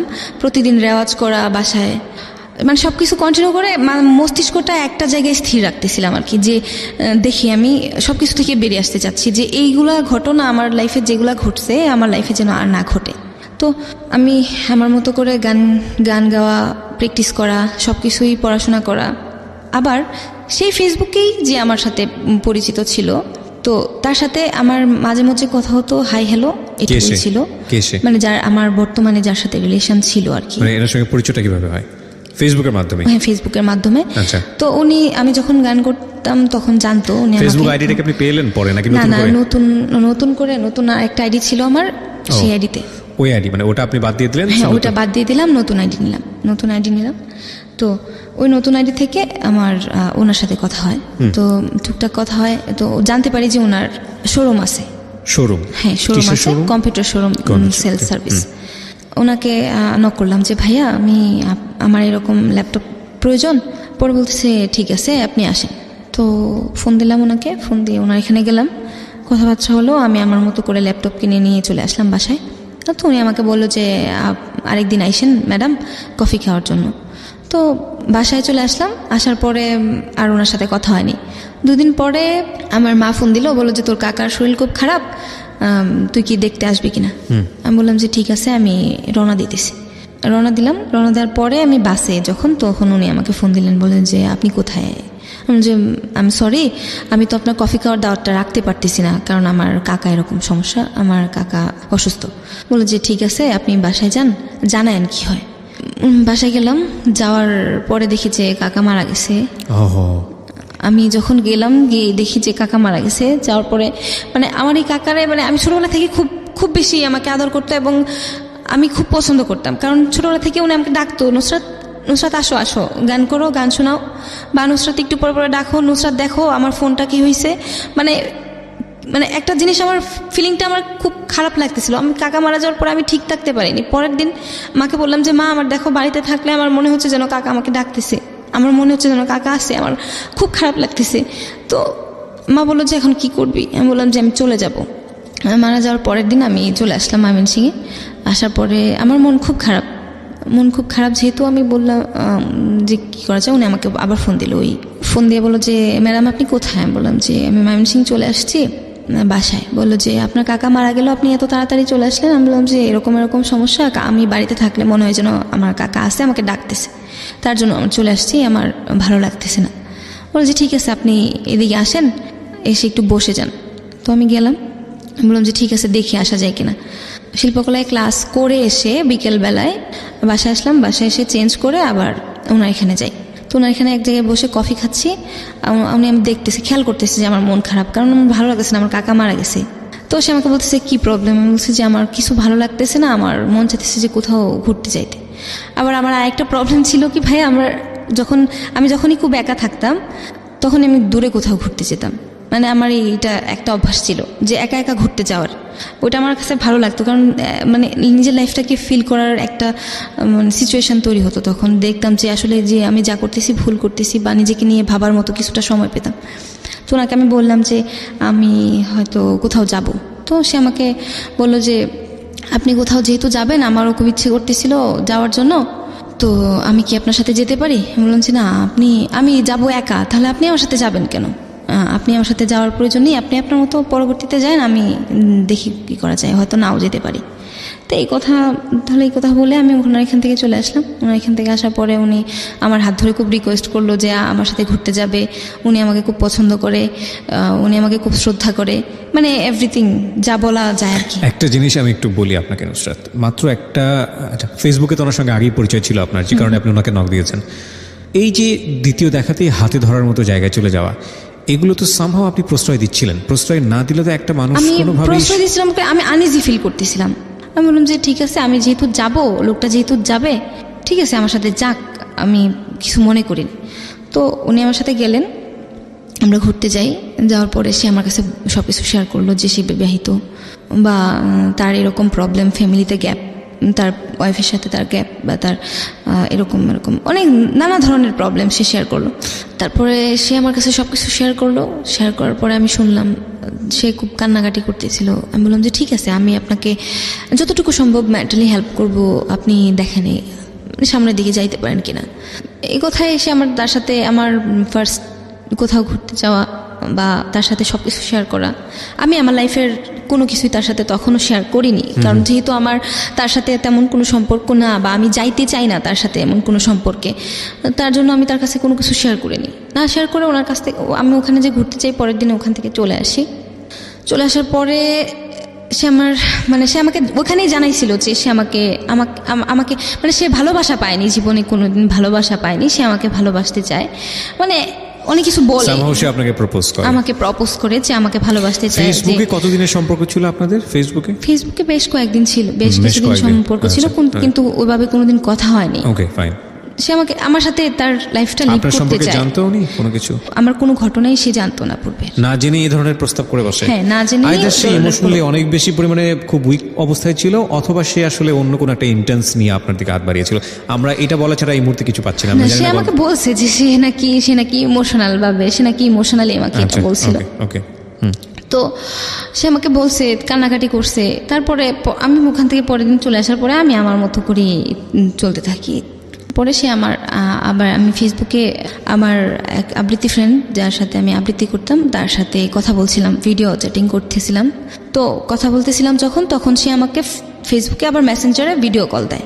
দেওয়ার পরে ইন অ্যানাদার কল লেখা আসে, তখন সে বুঝতে পারে যে আমি অন্য কারোর সাথে কথা বলতেছি। সে আমার ফোনে কল দেয়, বলছে যে আপনি কি কারোর সাথে ব্যস্ত? ভাবছে যে আমি হয়তো ওইদিকে অন্য ছেলেদের সাথে কথা বলতেছি। তো বলার পরে সে পরের দিন বলল যে আপনি একটু এদিকে আসবেন না, আপনার সাথে আমার কথা আছে।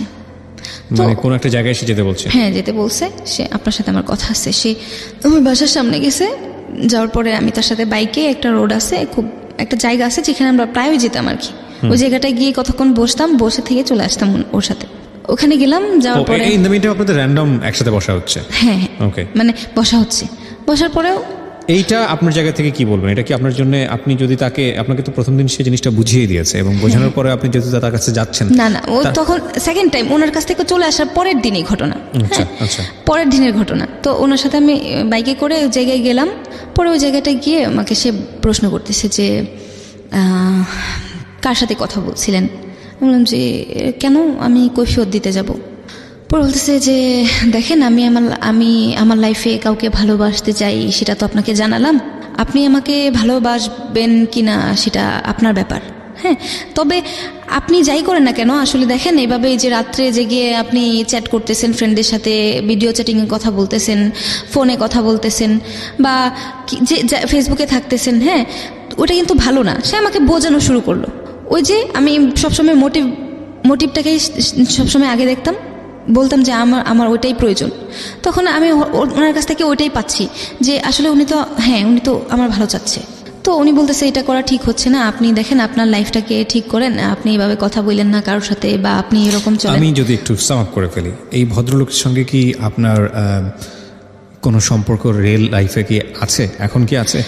তার সাথে আমার গত 16 তারিখ পর্যন্ত রিয়েল লাইফে সম্পর্ক ছিল। মানে এটা কি, মানে আপনাদের ফিউচার প্ল্যান ছিল, you gonna be like husband আর ওয়াইফ? হ্যাঁ, সে আমাকে বলছিল যে দেখ, আমাদের কারোর যাতে অভাব না থাকে। কারণ মানে তুই তো কারি সম্পর্ক, আমাকে সে তুই করে ডাকতো, তুমি করেও ডাকতো, সবাই ডাকতো।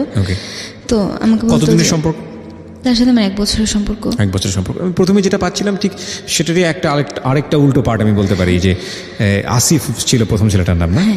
আসিফ। আর এখন যেটা পেলাম ওনার নাম বোধহয় আপনি বলবেন না, বলবেন কি? নাম নাই বলি। আচ্ছা, আমি তাকে একই জিনিস আমি পাচ্ছি, নাম না বলি, আমি তাকে বাবু বলেই ডাকতাম আর কি। ওকে, সো আপনাদের মধ্যে একটা প্রেমের সম্পর্ক ছিল, এবং তার লাইফে ওয়াইফ থাকার পরেও এটা হয়েছে। হ্যাঁ, তার লাইফে ওয়াইফ থাকার পরেও সে আমাকে বলছে যে সে আমাকে ভালোবাসে। আমি আপনাকে একটু বলি নুসরাত, তার জায়গাটা আপনি ভুলে যান। সে আপনাকে কি বলেছে? আপনি ধরে নেন, আপনাকে যদি এখন বলি আপনি সাবজেক্ট, পুরো দুনিয়াটাই এই রকম, আপনি সাবজেক্ট হিসেবে আপনি যেটা বেছে নেবেন সেটাই হচ্ছে আপনার জন্য পারফেক্ট, রাইট? সো আপনি যতগুলো সম্পর্কের কথা এখানে বললেন, মানে ফেসবুক কেন্দ্রিক যে সম্পর্কগুলো, প্রত্যেকটা সম্পর্কের ক্ষেত্রেই আপনার উইকনেসটাকে আপনি বুঝতে পেরেছেন? মানে আপনার দুর্বলতাগুলো কি বুঝতে পেরেছেন, যে কারণে এই ভুলগুলো হয়েছে বা এরকম একটা ভুল সম্পর্কের মধ্যে যাওয়া? দুর্বলতাগুলো আমি বুঝতে পারছি। কি সেগুলো? আমার দুর্বলতাগুলো এটাই যে আমি সবসময় আমার মানসিক সাপোর্ট দেখ আমাকে কেউ, আমাকে সামান্যতম মানসিক সাপোর্ট দিলে আমি সেটা কি আগে নিতাম, খুব ইজিলি আপনি কনভিন্স হয়ে যেতাম। This is the story of life, প্রিয় শ্রোতা। This is the story of, মানে this is the lesson of the story আমি বলবো। ওকে, কেন বলছি যে আমাদের প্রত্যেকের জীবনেই সবাই, ইনক্লুডিং মি, আমি বারবার বলি, আমি এখানে as a presenter, but I have also life, আমাদের প্রত্যেকের জীবনেই কিছু না কিছু ডিজাস্টার টাইম ফেস করি আমরা, এবং সেটা বিভিন্ন অ্যাঙ্গেল থেকে, প্রত্যেকটা মানুষ। এবং আমরা ওই সময়টাতে যাদেরকে এক্সপেক্ট করি যে যারা আমাদের পাশে থাকবে, সামহাও সৃষ্টিকর্তার লীলা খেলা, ওই মানুষগুলো হয়তো আমাদেরকে সাপোর্ট করেন না। এটা একটা ভালো যে আপনি বিপদে পড়ে বন্ধু চিনতে পারেন, কিন্তু ওই সময়টাতে যেই আপনার জীবনে একটু সাপোর্টের হাত নিয়ে আসুক না কেন, খুব স্বভাবতই আপনি তার প্রতি দুর্বল হয়ে যাবেন। কিন্তু ওই মানুষটার যদি অন্য কোনো ইন্টেন্স থাকে, অন্য কোনো চিন্তাভাবনা থাকে, তাহলে এই দুর্বলতাটাকে সে অনেক সময় কাজে লাগাতে পারে। ওর ক্ষেত্রে জীবনে এটা 1বার 2বার না, বেশ কয়েকবার হয়েছে, এবং সবগুলোর উৎপত্তি কিন্তু এই ভার্চুয়াল বলয় থেকে হয়েছে। ভার্চুয়াল বলয়ের কথা এই কারণে বলছি, মানে এই ফেসবুক কেন্দ্রিক রিলেশনশিপের কথা এই কারণে বলছি, যে আমরা আমাদের প্রাত্যহিক জীবনে এই যে ফেসবুক বা অনলাইন মিডিয়াতে যেই পরিমাণ সময় দেই, এবং আমাদের এখন ফেসবুক এমন একটা বিষয় হয়ে গেছে জীবনের জন্য পরিপূরক, যে কোনো কিছু করলেই ফেসবুকে যেতে হবে। আর এই ফেসবুক আমাদেরকে যে কী পরিমাণ নিয়ন্ত্রণ করে, আমাদের চিন্তাভাবনা থেকে শুরু করে, আমাদের রিলেশনশিপ থেকে শুরু করে, আমাদের ব্যক্তিত্ব থেকে শুরু করে, আমাদের স্ট্যাটাস থেকে শুরু করে, অনেকখানি।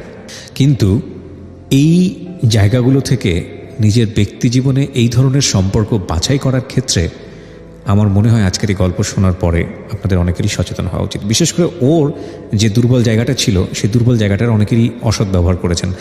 নইলে দেখুন ও কী পরিমাণ দুর্বল যে ওর কোনো ফ্রেন্ড সার্কেল নেই, এবং যে ওকে একটু মানসিক সাপোর্ট দিচ্ছে, যে ওকে একটু মাথায় হাত বুলিয়ে ওর পাশে দাঁড়াতে চাইছে, তার প্রতি ও দুর্বল হয়ে যাচ্ছে। এবং এই দুর্বলতার মাত্রাটা এতটাই ভয়ানক যে শেষ যে সম্পর্কটা, সেখানে উনি এমন একটা মানুষের সঙ্গে জড়িয়েছেন যিনি অলরেডি একটা বিবাহ বন্ধনে আবদ্ধ। তার মানে ওর দুর্বলতাটা কতটুকু। ও সবসময় ফাইন্ড আউট করেছে একটা ভালো মানুষ খোঁজার জন্য, যে মানুষটা ওকে বুঝবে, ওকে জানবে এবং যার সাথে ভবিষ্যৎ করা যায়। কিন্তু আনফর্চুনেটলি ও সেই প্রপার ম্যানটা এখনও পায়নি। ওর জীবনের যে ভুলগুলো বা ওর জীবনের যে শিক্ষাগুলো, সেগুলো ওকে সামনে কোথায় নিয়ে দাঁড় করাবে সেটা বরং ওর জন্যই থাকুক। কিন্তু আমাদের ক্ষেত্রে আমরা বলতে পারি যে এই ভার্চুয়াল বলয়ের ক্ষেত্রে আমাদের মনে হয় একটু হলেও সচেতন হওয়া উচিত। আপনি কথাটা কেন, মানে আপনার আজকের এই জীবন গল্প, 23 বছর বয়স, মাশাআল্লাহ আপনি দেখতে শুনতে যথেষ্ট ভদ্র এবং ভালো। আপনি আপনার ব্যক্তি জীবনের এই যে গূঢ় সত্যগুলো, এগুলো আপনি লাখ লাখ মানুষকে আজকে জানালেন কেন? মানে আমি যে কথাগুলো বললাম সেগুলোই কি, নাকি অন্য কোনো উদ্দেশ্য ছিল? না, আমার উদ্দেশ্য কি, আমার লাইফে অনেক কিছু ঘটে গেল, কিন্তু আমার সবচেয়ে বেশি খারাপ লাগছে কেউ আমাকে কোনো খারাপ মিন করে নাই। আমার লাস্টে যার সাথে সম্পর্ক ছিল তার সাথে আমার এরকম একটা ঘটনা ঘটলো যেটা আসলে কল্পনা করতে পারিনি আমি। কারণ আমি তাকে বলছিলাম যে দেখো, একসময় বলছিলাম যে তুমি যেহেতু যেটা চাও না, আমি সেটা করব না। কারণ আমি তো তোমাকে আমার লাইফ, আমার জায়গা থেকে তোমাকে রিয়েল লাভ করি, আমি আমার জায়গা থেকে তোমাকে সম্পূর্ণ চাই। নুসরাত, এই জায়গাটা যদি আমরা কোশ্চেন করতে যাই, ডিবেট করতে যাই, আমার মনে হয় যে আপনি আরও অনেক বড় ভুল করেছেন। কারণ আপনার সঙ্গে যে সম্পর্কে যে সে জড়িয়েছে, তার আগে কি সে তার ওয়াইফকে ডিভোর্স দিয়েছে? না, সে কিছুই করে নাই। কিছুই করেনি। এটা তো আপনি জানতেন তো, জানার পরেও আপনি তাকে এই সাপোর্টটা কেন দিয়েছেন? আমি বুঝে সবসময় আমাকে বলতো যে ওর ফ্যামিলিতে গ্যাপ, হ্যাঁ, কিন্তু ও আমাকে ভালোবাসে। আমাকে বলতো যে এটা হচ্ছে আপনার ইমোশনালের জায়গা থেকে আপনার বিশাল একটা উইকনেস। আমাকে সে যেটাই করুক না কেন, এটা একটা অনৈতিক সম্পর্ক, প্রথম কথা হচ্ছে এটা। এবং আমি জানি যে আপনারা আরও অনেক গভীরে গেছেন এই সম্পর্ক নিয়ে, যেটা হয়তো আপনি রেডিওতে বলতে চাচ্ছেন না, ঠিক আছে।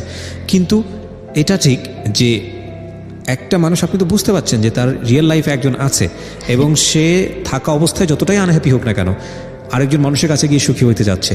বাট আপনাদের সেখানে নিশ্চয়ই একটা ফিউচার প্ল্যান ছিল। সেই ফিউচার প্ল্যানের জায়গা থেকে আপনারা নিশ্চয়ই এটা চিন্তা করেছেন যে ওকে ডিভোর্স দিয়ে দেওয়া হবে। না, ওকে ডিভোর্স, ওর ওয়াইফকে ডিভোর্স দিবে আমি সেটা কখনো চাইনি। তাহলে আপনি কি চেয়েছেন? আমি চাইছিলাম যে ওর ওয়াইফ ওর যে জায়গাটাতেই আছে সেই জায়গাটাতে ঠিক থাকুক। কারণ ওর ওয়াইফের সাথে আমার আরো, আপনাকে বিয়ে করুক না, আমাকে বিয়ে করুক সেটা আমি চাইছি।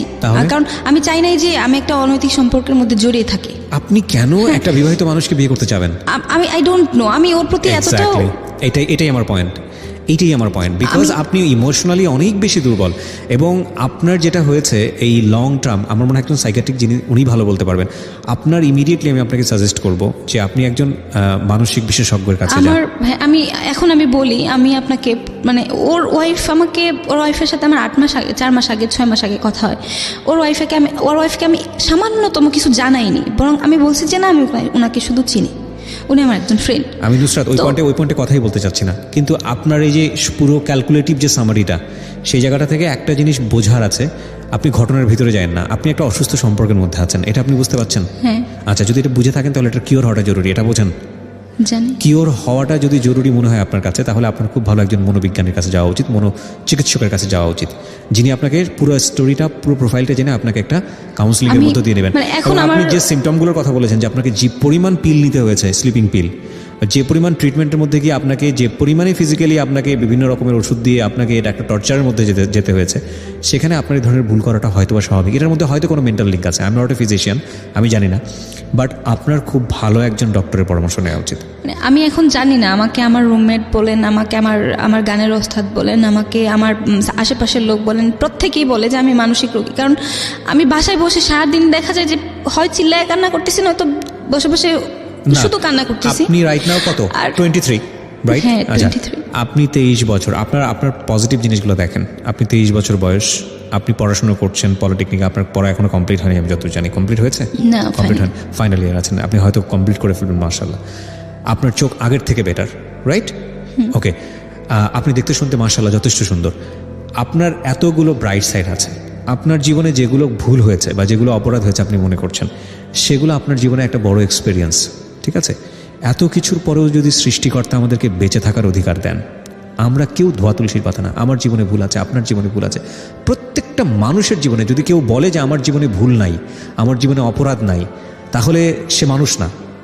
হ্যাঁ, তাহলে সে মানুষ না, এবং এটা সম্ভব না। প্রত্যেকটা মানুষের জীবনে ভুল আছে। এত ভুল থাকার পরেও যদি সৃষ্টিকর্তা আমাদেরকে বেঁচে থাকার অধিকার দেয়, এত ভুল থাকার পরেও যদি সৃষ্টিকর্তা আমাদের সামনে থেকে অন্ন বস্ত্র কেড়ে না নেয়, আপনি কেন আপনাকে নিয়ে এতটা বেশি হতাশ হচ্ছেন? আপনার লাইফে 23 বছর গেছে, আপনার লাইফে ধরেন আপনি আরও 23 বছর বাঁচবেন। এই 23টা বছর আপনি রাইট ওয়েতে বাঁচেন, এবং সেটার জন্য আপনার ইচ্ছাই যথেষ্ট। যে সম্পর্কগুলোর মধ্য দিয়ে আপনি গেছেন, সেখানে আপনি নিজেকে রিয়েলাইজ করেন যে আপনার আসলে কী চাওয়ার দরকার ছিল। আপনি চেয়েছেন যে একটা পিসফুল রিলেশনশিপ, যে আপনাকে বুঝবে, মেন্টালি আপনাকে যে সাপোর্টটা দিবে। আপনি সেরকম মানুষ পান নাই। আপনি ট্রাই করে গেছেন, আপনি ভাবে নেন জিনিসগুলোকে, হ্যাঁ এগুলো ভুল হয়েছে, এখন তার মানে কি এটাই যে আপনার জীবনটা শেষ হয়ে গেছে? নো। দেখেন, আপনি যতক্ষণ পর্যন্ত বেঁচে থাকবেন ততক্ষণ পর্যন্ত সম্ভাবনা, ঠিক আছে? সুতরাং আমি আপনাকে সাজেস্ট করবো, go to a good psychiatrist. আপনি সাইকিয়াট্রিস্টের কাছে যান, ওনার কাছে একটা লম্বা কাউন্সিলিং নেন, ওনারকে আপনি নিয়মিত বসেন আর আপনার প্রবলেমগুলো খুলে বলেন। অ্যান্ড বিলিভ মি, হয়তো 6 মাস 1 বছর পরে আপনি হয়তো মেন্টালি এতটা ফিট হবেন যে এই এক্সপিরিয়েন্স হয়তো আপনার পরবর্তী জীবনে অসাধারণ কাজে লাগবে, ঠিক আছে? আর আপনি আজকে যে কাজটা করলেন সেটা তো অনেকের উপকার করলেন, কারণ আমি তো মনে করি ফেসবুকে বা অন্যান্য জায়গাগুলোতে অনেক ছেলে মেয়ে আছে যারা এই ধরনের রিলেশনশিপ। আমি জানি যে আমার মতো এরকম ভুল অনেক মেয়ের লাইফে হচ্ছে, কন্টিনিউয়াসলি হচ্ছে। কারণ আমি চাইতেছি যে আমি কেন আজকে এরকম লাখ লাখ মানুষের সামনে এসে আমার ভুলগুলোর কথা বললাম। আমার ভাই শুনতেছে, আমার বোন শুনবে, এটা কাউকে খারাপ চোখে দেখার কিন্তু উদ্দেশ্য না। আমার ফ্যামিলি মেম্বাররা কিন্তু সবাই শুনেই আপনার জীবনের গল্প। ভাই আপনার ভাই আমি জানি আমার কাজিন বা আমার রুমমেট, আমার ফ্রেন্ড সার্কেল, আমার স্কুল লাইফে যারা ছিল, বা আমার ভাই শুনে, আমার বোন শুনে, সবাই শুনে। আজকে কেন আমি তাদের সামনে, আর তারা যে আমার বোনেরা, আমার ফ্যামিলি মেম্বাররা যেই ঘটনাগুলো আমার লাইফের জানে না, হ্যাঁ তারাও আজকে জানবে। তারপরেও আমি কেন বলতে আসলাম না, জানার পরে দুটো রিয়াকশন হবে। একটা হচ্ছে কেউ তুচ্ছ-তাচ্ছিল্য করবে, হ্যাঁ, আবার কেউ এই বিষয়কে খুব ভালোভাবে দিবে। আমাদের 99% ক্ষেত্রে আমি যেটা দেখি, সবাই এগুলো নিয়ে তুচ্ছ-তাচ্ছিল্য করে। কিন্তু অদ্ভুত বিষয় হচ্ছে, সবার জীবনেই এরকম গোপন বিষয় আছে, সবার জীবনেই এরকম ভুল আছে, সবার জীবনে এর চেয়েও বড় বড় অপরাধ আছে। আমরা যখন একজন মানুষকে দেখি যে সে বিপদগ্রস্ত, আমরা তাকে নিয়ে তুচ্ছ-তাচ্ছিল্য করতে পছন্দ করি। এইটা আমাদের একটা কি বলা যেতে পারে, আমাদের জিনগত বৈশিষ্ট্য। হ্যাঁ, এবং মানুষের শরীরের মধ্যে বোধহয় এরকম কিছু আছে, বা জাতিগতভাবেই বোধহয় আমরা এরকম। কিন্তু এটা খুবই খুবই আশ্চর্যজনক হলেও সত্য যে এর মধ্যে 2-1 জন পাবেন যারা আপনার পাশে এসে দাঁড়াবে, এবং তাদেরও যে আসলে উদ্দেশ্যটা ভালো সেটা যাচাই করাটা কিন্তু খুবই খুবই জরুরি, নইলে এরকম ভুল আবারও হতে পারে। আমরা শেষ করতে চাই প্রিয় শ্রোতা আজকের এই জীবন গল্প। কারো ভুল, কারো অপরাধ, কারো খুব ডিজাস্টার মোমেন্ট, এগুলো যেন কখনোই আমরা আমাদের জায়গা থেকে তাদের দুর্বলতা হিসেবে নিয়ে তাদেরকে আঘাত না করি।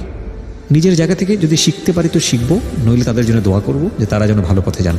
আমি বারবারই বলছি, আমরা সবাই প্রত্যেকটা মানুষের জায়গা থেকে কোনো না কোনো ভুল করি।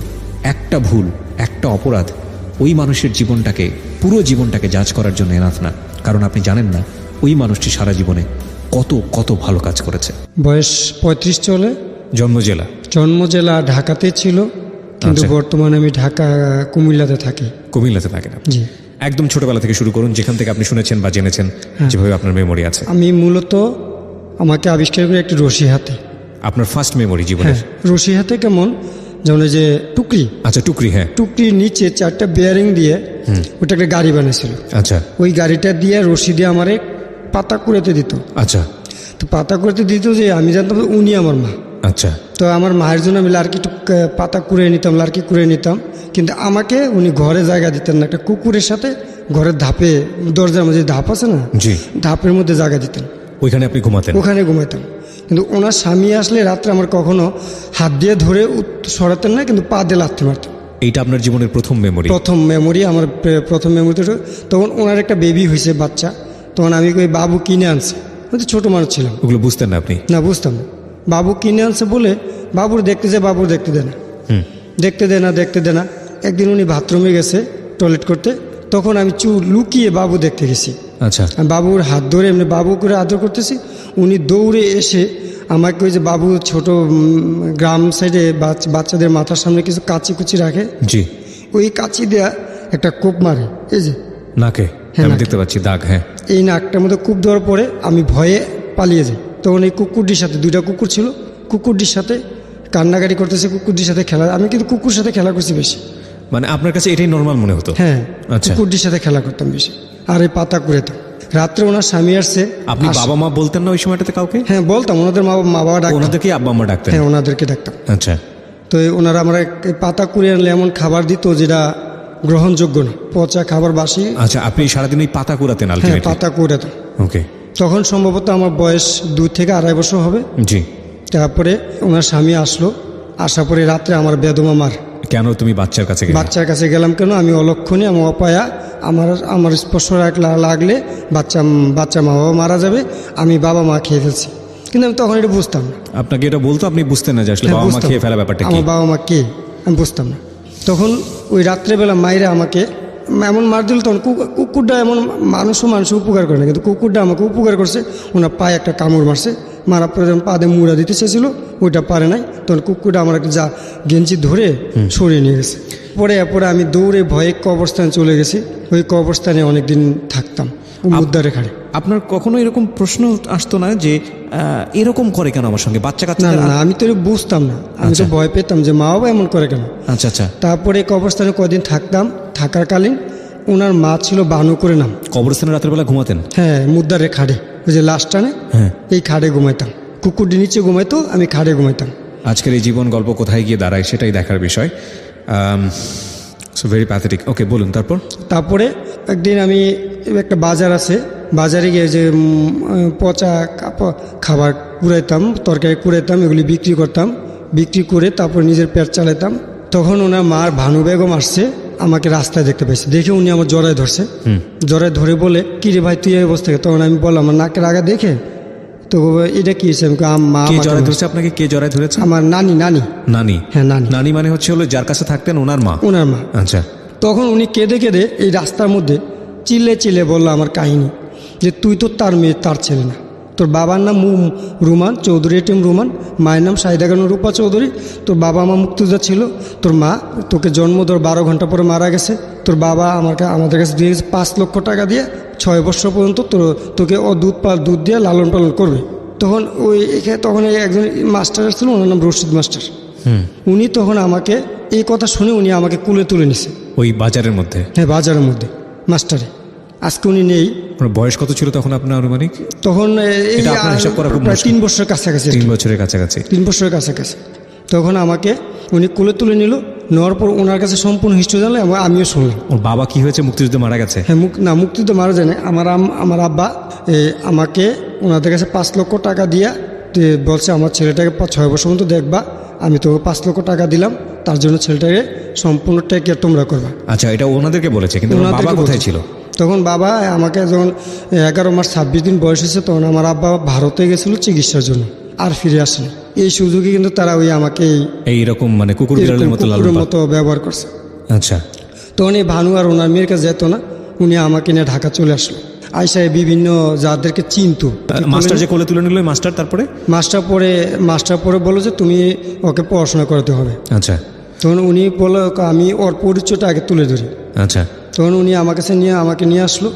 আইসে যে বাণিজ্য মন্ত্রী বর্তমানে আছে তোফাল সাহেব, হ্যাঁ, ওনার কাছে গেলেন। একদম ছোটবেলায়? একদম ছোটবেলায়। আচ্ছা। উনি আমাকে কোলে নিয়ে ঘুরলেন। আচ্ছা। প্রত্যেকটা মন্ত্রী এমপি যারা মুক্তিযোদ্ধা ছিল, ওনার পরিচয় মতো আমার বাবার সাথে যারা ছিল সবার কাছে গেছে। আচ্ছা। এরপরে উনি করে আমাকে আবার পড়াশোনা দিল। রশিদ মাস্টার যখন আমাকে স্কুল নিতে যেত, তখন আমাকে স্কুল ঢুকতে দিত না। আমার গায়ে ভালো কাপড় ছিল না, আমাকে দূরে পড়াতে হতো, দূরে রেখে পড়াতো আর কি, বাইরে। আচ্ছা। ওই জানলা দিয়ে বসে বসে উনি আমাকে পড়াতেন। উনি আমার এই উপকারটা করছেন, উনি এখন নেই। ওনার রুহের মাগফিরাত কামনা করি আমি। উনি খুব আমার জন্য কষ্ট করছেন। তারপরে আমাকে উনি এভাবে পড়াতেন। আমি ছিঁড়া বই দিতেন, ওগুলি আমি পড়তাম। সরু সরাই, রশি, দীর্ঘি, ABCD এগুলি বর্ণমালা যা আছে বা ক্যাপিটাল যা আছে এগুলি আমার পড়াতেন। পড়ার পরে ধীরে ধীরে তৎকালীন সময় বর্তমানে এমপি আকম বাহাউদ্দিন বাহার, উনি ছিলেন চেয়ারম্যান। আচ্ছা। উনি আমাকে তখন পড়াশোনা সম্পূর্ণ বেদমে সহযোগিতা করা শুরু করলেন। আচ্ছা। কিন্তু আমি পড়াশোনা যতটুকু করছি, আমি মোটামুটি ভালোই পড়াশোনা করে যখন নিতে আসি তখন আবার আমার মা উনি অসুস্থ হয়ে পড়েন। যে আমার যে মা ছিলেন জি, উনি ওনার মাকে চাপ দিলেন, তুমি ওকে মুক্তিযোদ্ধার পরিচয় দিতে গেলে কেন? আর মুক্তিযোদ্ধা কি করতে পারছে বাংলাদেশের জন্য? মানে আপনার যেই পালিত মা সে তার মাকে মানে আপনার নানুকে চাপ দিচ্ছিল। হ্যাঁ, না, মুক্তিযোদ্ধার কি করতে পারছে? আচ্ছা, একজন মুক্তিযোদ্ধা কিছুই করতে পারে, একজন রাজাকারে 1,000 লোক সৃষ্টি করতে পারছে টাকা দিয়ে, মুক্তিযোদ্ধা কি করতে পারছে? কিন্তু আমার প্রশ্ন, এখনো কি আমার বাবা মা আমার আব্বু বেঁচে আছেন? আপনি জানেন না এখন পর্যন্ত? না, জানি না। আচ্ছা, কিন্তু উনি কি মরে গেছেন না বেঁচে ওনার আছেন? কোনো আত্মীয় স্বজন ছিল না? উনি হ্যাঁ, গেছেন, উনি যার জায়গায় গেছে। তখন উনি এরপরে আমি যখন এসএসসি পরীক্ষা দিলাম 1998 সালে। এসএসসি পরীক্ষা কি আপনার ওই পালিত মায়ের কাছে থেকেই দিলেন? হ্যাঁ, পালিত মানা বাহার বাইরে আন্ডারে দিছি আমি। বাহার বাড়িটাকে? এই যে এমপি, বর্তমান এমপি। তো আপনি থাকলেন কোথায় এরপরে? থাকতাম এই রাস্তায় থাকতাম। রাস্তায় বলতে? রাস্তায় মানে রাস্তার পাশে থাকতাম, আর আমার নানু আমার পাশে থাকতো। রাস্তার পাশে কোথায় ঘুমাতেন? এই যে কোথায় থাকতেন? ফুটপাতে দোকানের সামনে ঘুমাইতাম আর পড়াশোনা করতাম। কিভাবে পড়াশোনা করতেন? পড়াশোনা করতাম, স্কুলের সময় স্কুল যাইতাম। আচ্ছা, আর এই দোকানের পাশে রাত্রে ঘুমাইতাম। দোকানের পাশে ঘুমাইতেন? হ্যাঁ, আপনার দোকানের নানু সামনে আপনার সঙ্গে ঘুমাতো? নানু আমার সাথে ঘুমাইতো। আর কুকুর, আমি কিন্তু 110টা কুকুর পালতাম। 110টা কুকুর? 110টা কুকুর পালতাম। এদেরকে মুরগি, ওই বিভিন্ন মরা মুরগি টুরগি এনে খাওয়াইতাম। আমার কুকুর দিয়ে আমার খুব আদর করতো। ওই কুকুরই আপনার বন্ধু ছিল? আমার সঙ্গীর সাথে ছিল কুকুর। আচ্ছা, এভাবে যাক আমার জীবন চলছে। তো আপনি স্কুলে পড়তেন আর বাকি সময়টা কিভাবে পড়াশোনা করতেন? বাকি সময়টা এই দোকানের সামনে বৈশা, মাঠে বৈশা পড়তাম। আর বাহার ভাই বলতো এবার পড়বি। কোন বাহারে? এমপি বাহার? এমপি বাহার। কোন এমপি? কোন এলাকার এমপি উনি? এটা হচ্ছে 6 আসন কুমিল্লা। কুমিল্লা? উনি কি এখনো এমপি আছেন? হ্যাঁ, আকম বাহাদুর বাহার উনি এখনো এমপি আছেন? এখনো এমপি আছেন। আমরা আমাদের এই অনুষ্ঠান থেকে আপনাকে রেসপেক্ট জানাই, এবং অবশ্যই আমরা চাইবো যে যদি ভবিষ্যতে কোনোদিন ওনার বিষয় নিয়ে আপনার সঙ্গে কথা হয় তাহলে ইন ডিটেল হয়তো আপনার কাছ থেকে জানতে পারবো আরও। কিন্তু আমরা আমাদের এই অনুষ্ঠানের মাধ্যমে আপনাকে শ্রদ্ধা জানাচ্ছি। যেটা উনি বললেন সেটা যদি সত্য হয়ে থাকে, রেসপেক্ট আপনার প্রতি। হ্যাঁ, বলুন। তারপরে এসএসসি পরীক্ষা দেওয়ার পরে উনি 98 সালে আমার নানু আমাকে নিয়ে আসলো ঢাকায়। আইসা আব্দুল মতিন খসরুস তৎকালীন আইনমন্ত্রী ছিলেন, ওনার সাথে বলার পর উনিকে আমি তো চিনি, আপনি কি কই থাকেন? তো বলে আমি কুমিল্লা থাকি, আমার মেয়ে নিয়ে আমার কাছে তোর ছেলেটার দিয়ে গেছিলো, এখন উনি আসেন, এখন কী করবো? ঠিক আছে, আপনার প্রাইম মিনিস্টার দেখা করেন। আচ্ছা, তখন প্রাইম মিনিস্টারের সাথে কত সালের দিকে মনে আছে? কত সালে? 98 সালে। আচ্ছা, তখন উনি আমাকে নিয়ে প্রাইম মিনিস্টার দেখা করলো, একটা ডিউ দিল, উনি চিঠি দিল। আর আমার বাবার যে কাগজপত্র উনি নিয়ে আমাদের মাননীয় প্রধানমন্ত্রীর কাছে দিলেন। দেওয়ার পর প্রধানমন্ত্রী বলল, ঠিক আছে, আমি তো জানতাম না, আমি তো চিনি, ওর বাবাকেও চিনি, ওর মাকেও চিনি। উনি আমার বাবার কাছে আসতো, আমি দেখছি, আমার সামনে বলছে, এটা মনে আছে। আচ্ছা, তখন আমিও খুশি হয়েছি, আমার নানুও খুশি হয়েছে, হয়তো আমার একটা গতি হবে।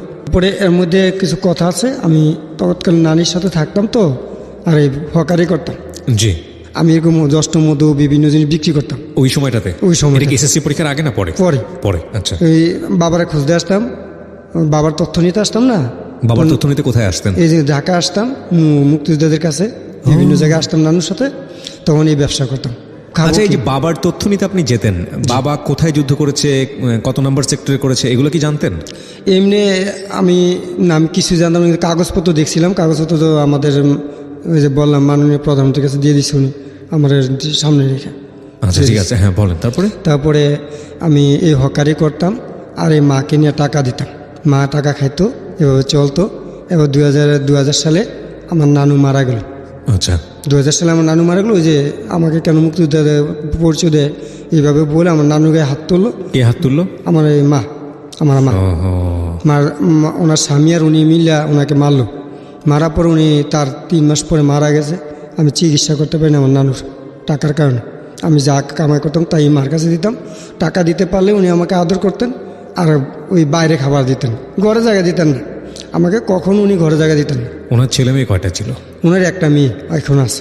তারপর এভাবে হকারি করতাম, হকারি করতে করতে এভাবে উনিও আবার 2001-এ মারা গেছে। আপনার মাও 2001-এ মারা গেল? একে মারা গেছে।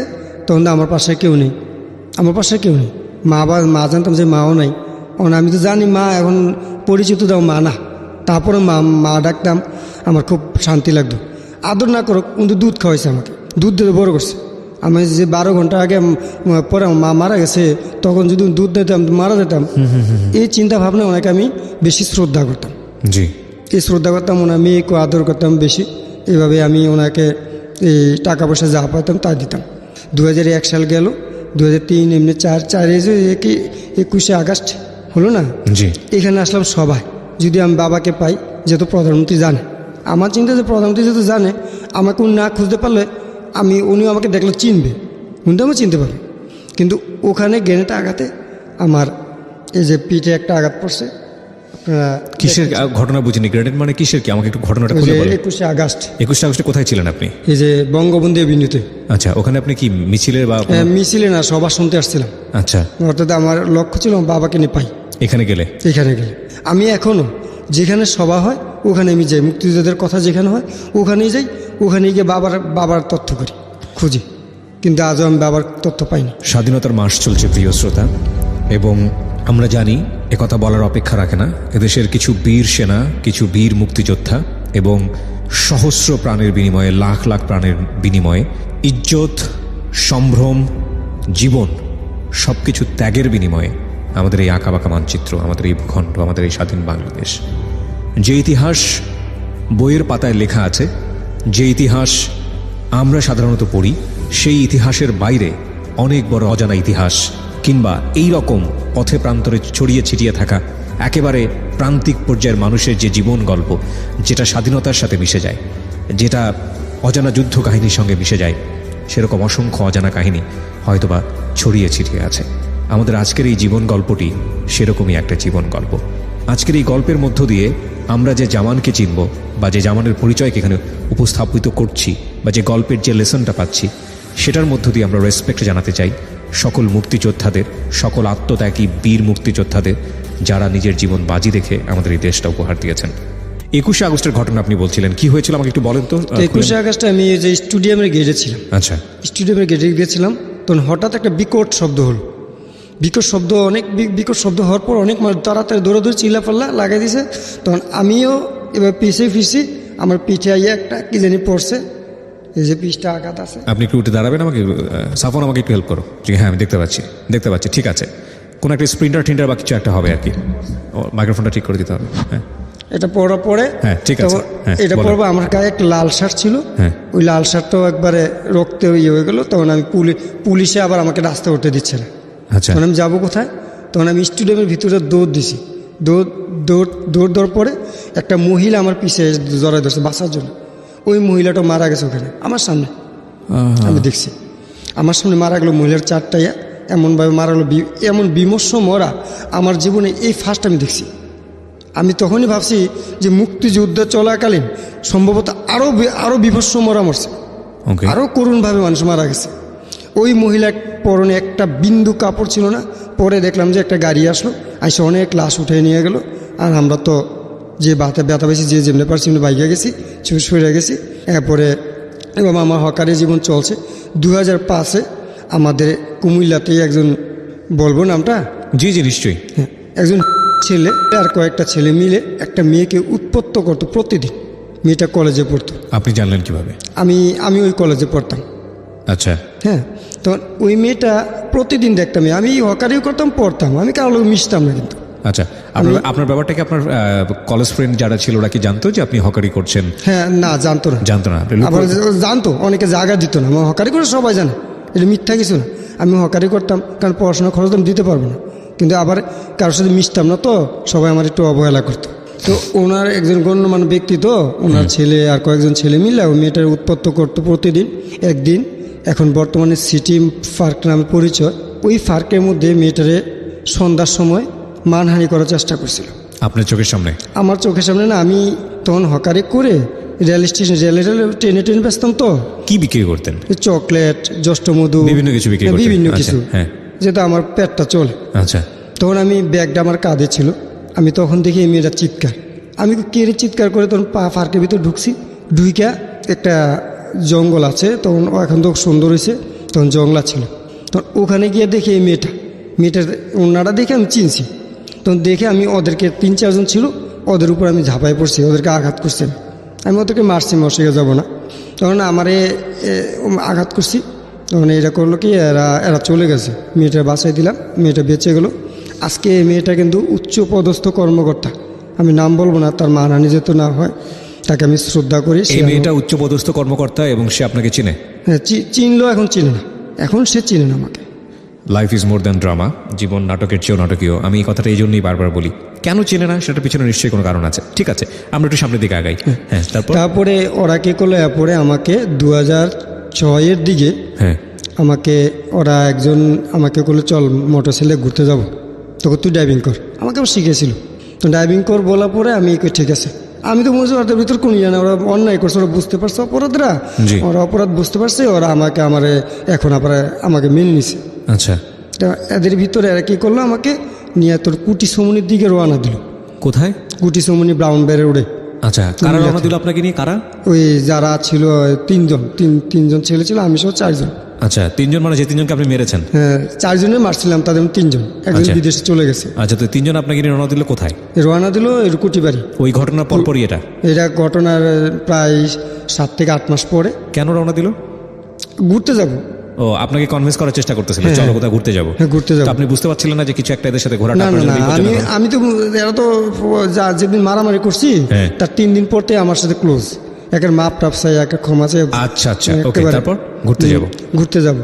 ঘুরতে যাব কই আমাকে নিয়ে গেল, তখন এরা কল তুই চালা, গাড়ি চালা, আমরা আসি পিছনে। তো পিছনে আসি কইয়া গাড়িটা চালতে বলছে, তখন আমি স্টার্ট দিছি, এরাই গাড়ি তোলে না, তখন আর গাড়ি ব্রেক আর নিয়ন্ত্রণ করতে পারি না, ব্রেকটা আর তারগুলি কেটে দিচ্ছে যে আমি আর নিয়ন্ত্রণ করতে, তখন আমি ব্রেক ধরতে গিয়া খাদে পড়ে গেছিলাম। কিসের গাড়ি ছিল এটা? এটা মোটর সাইকেল।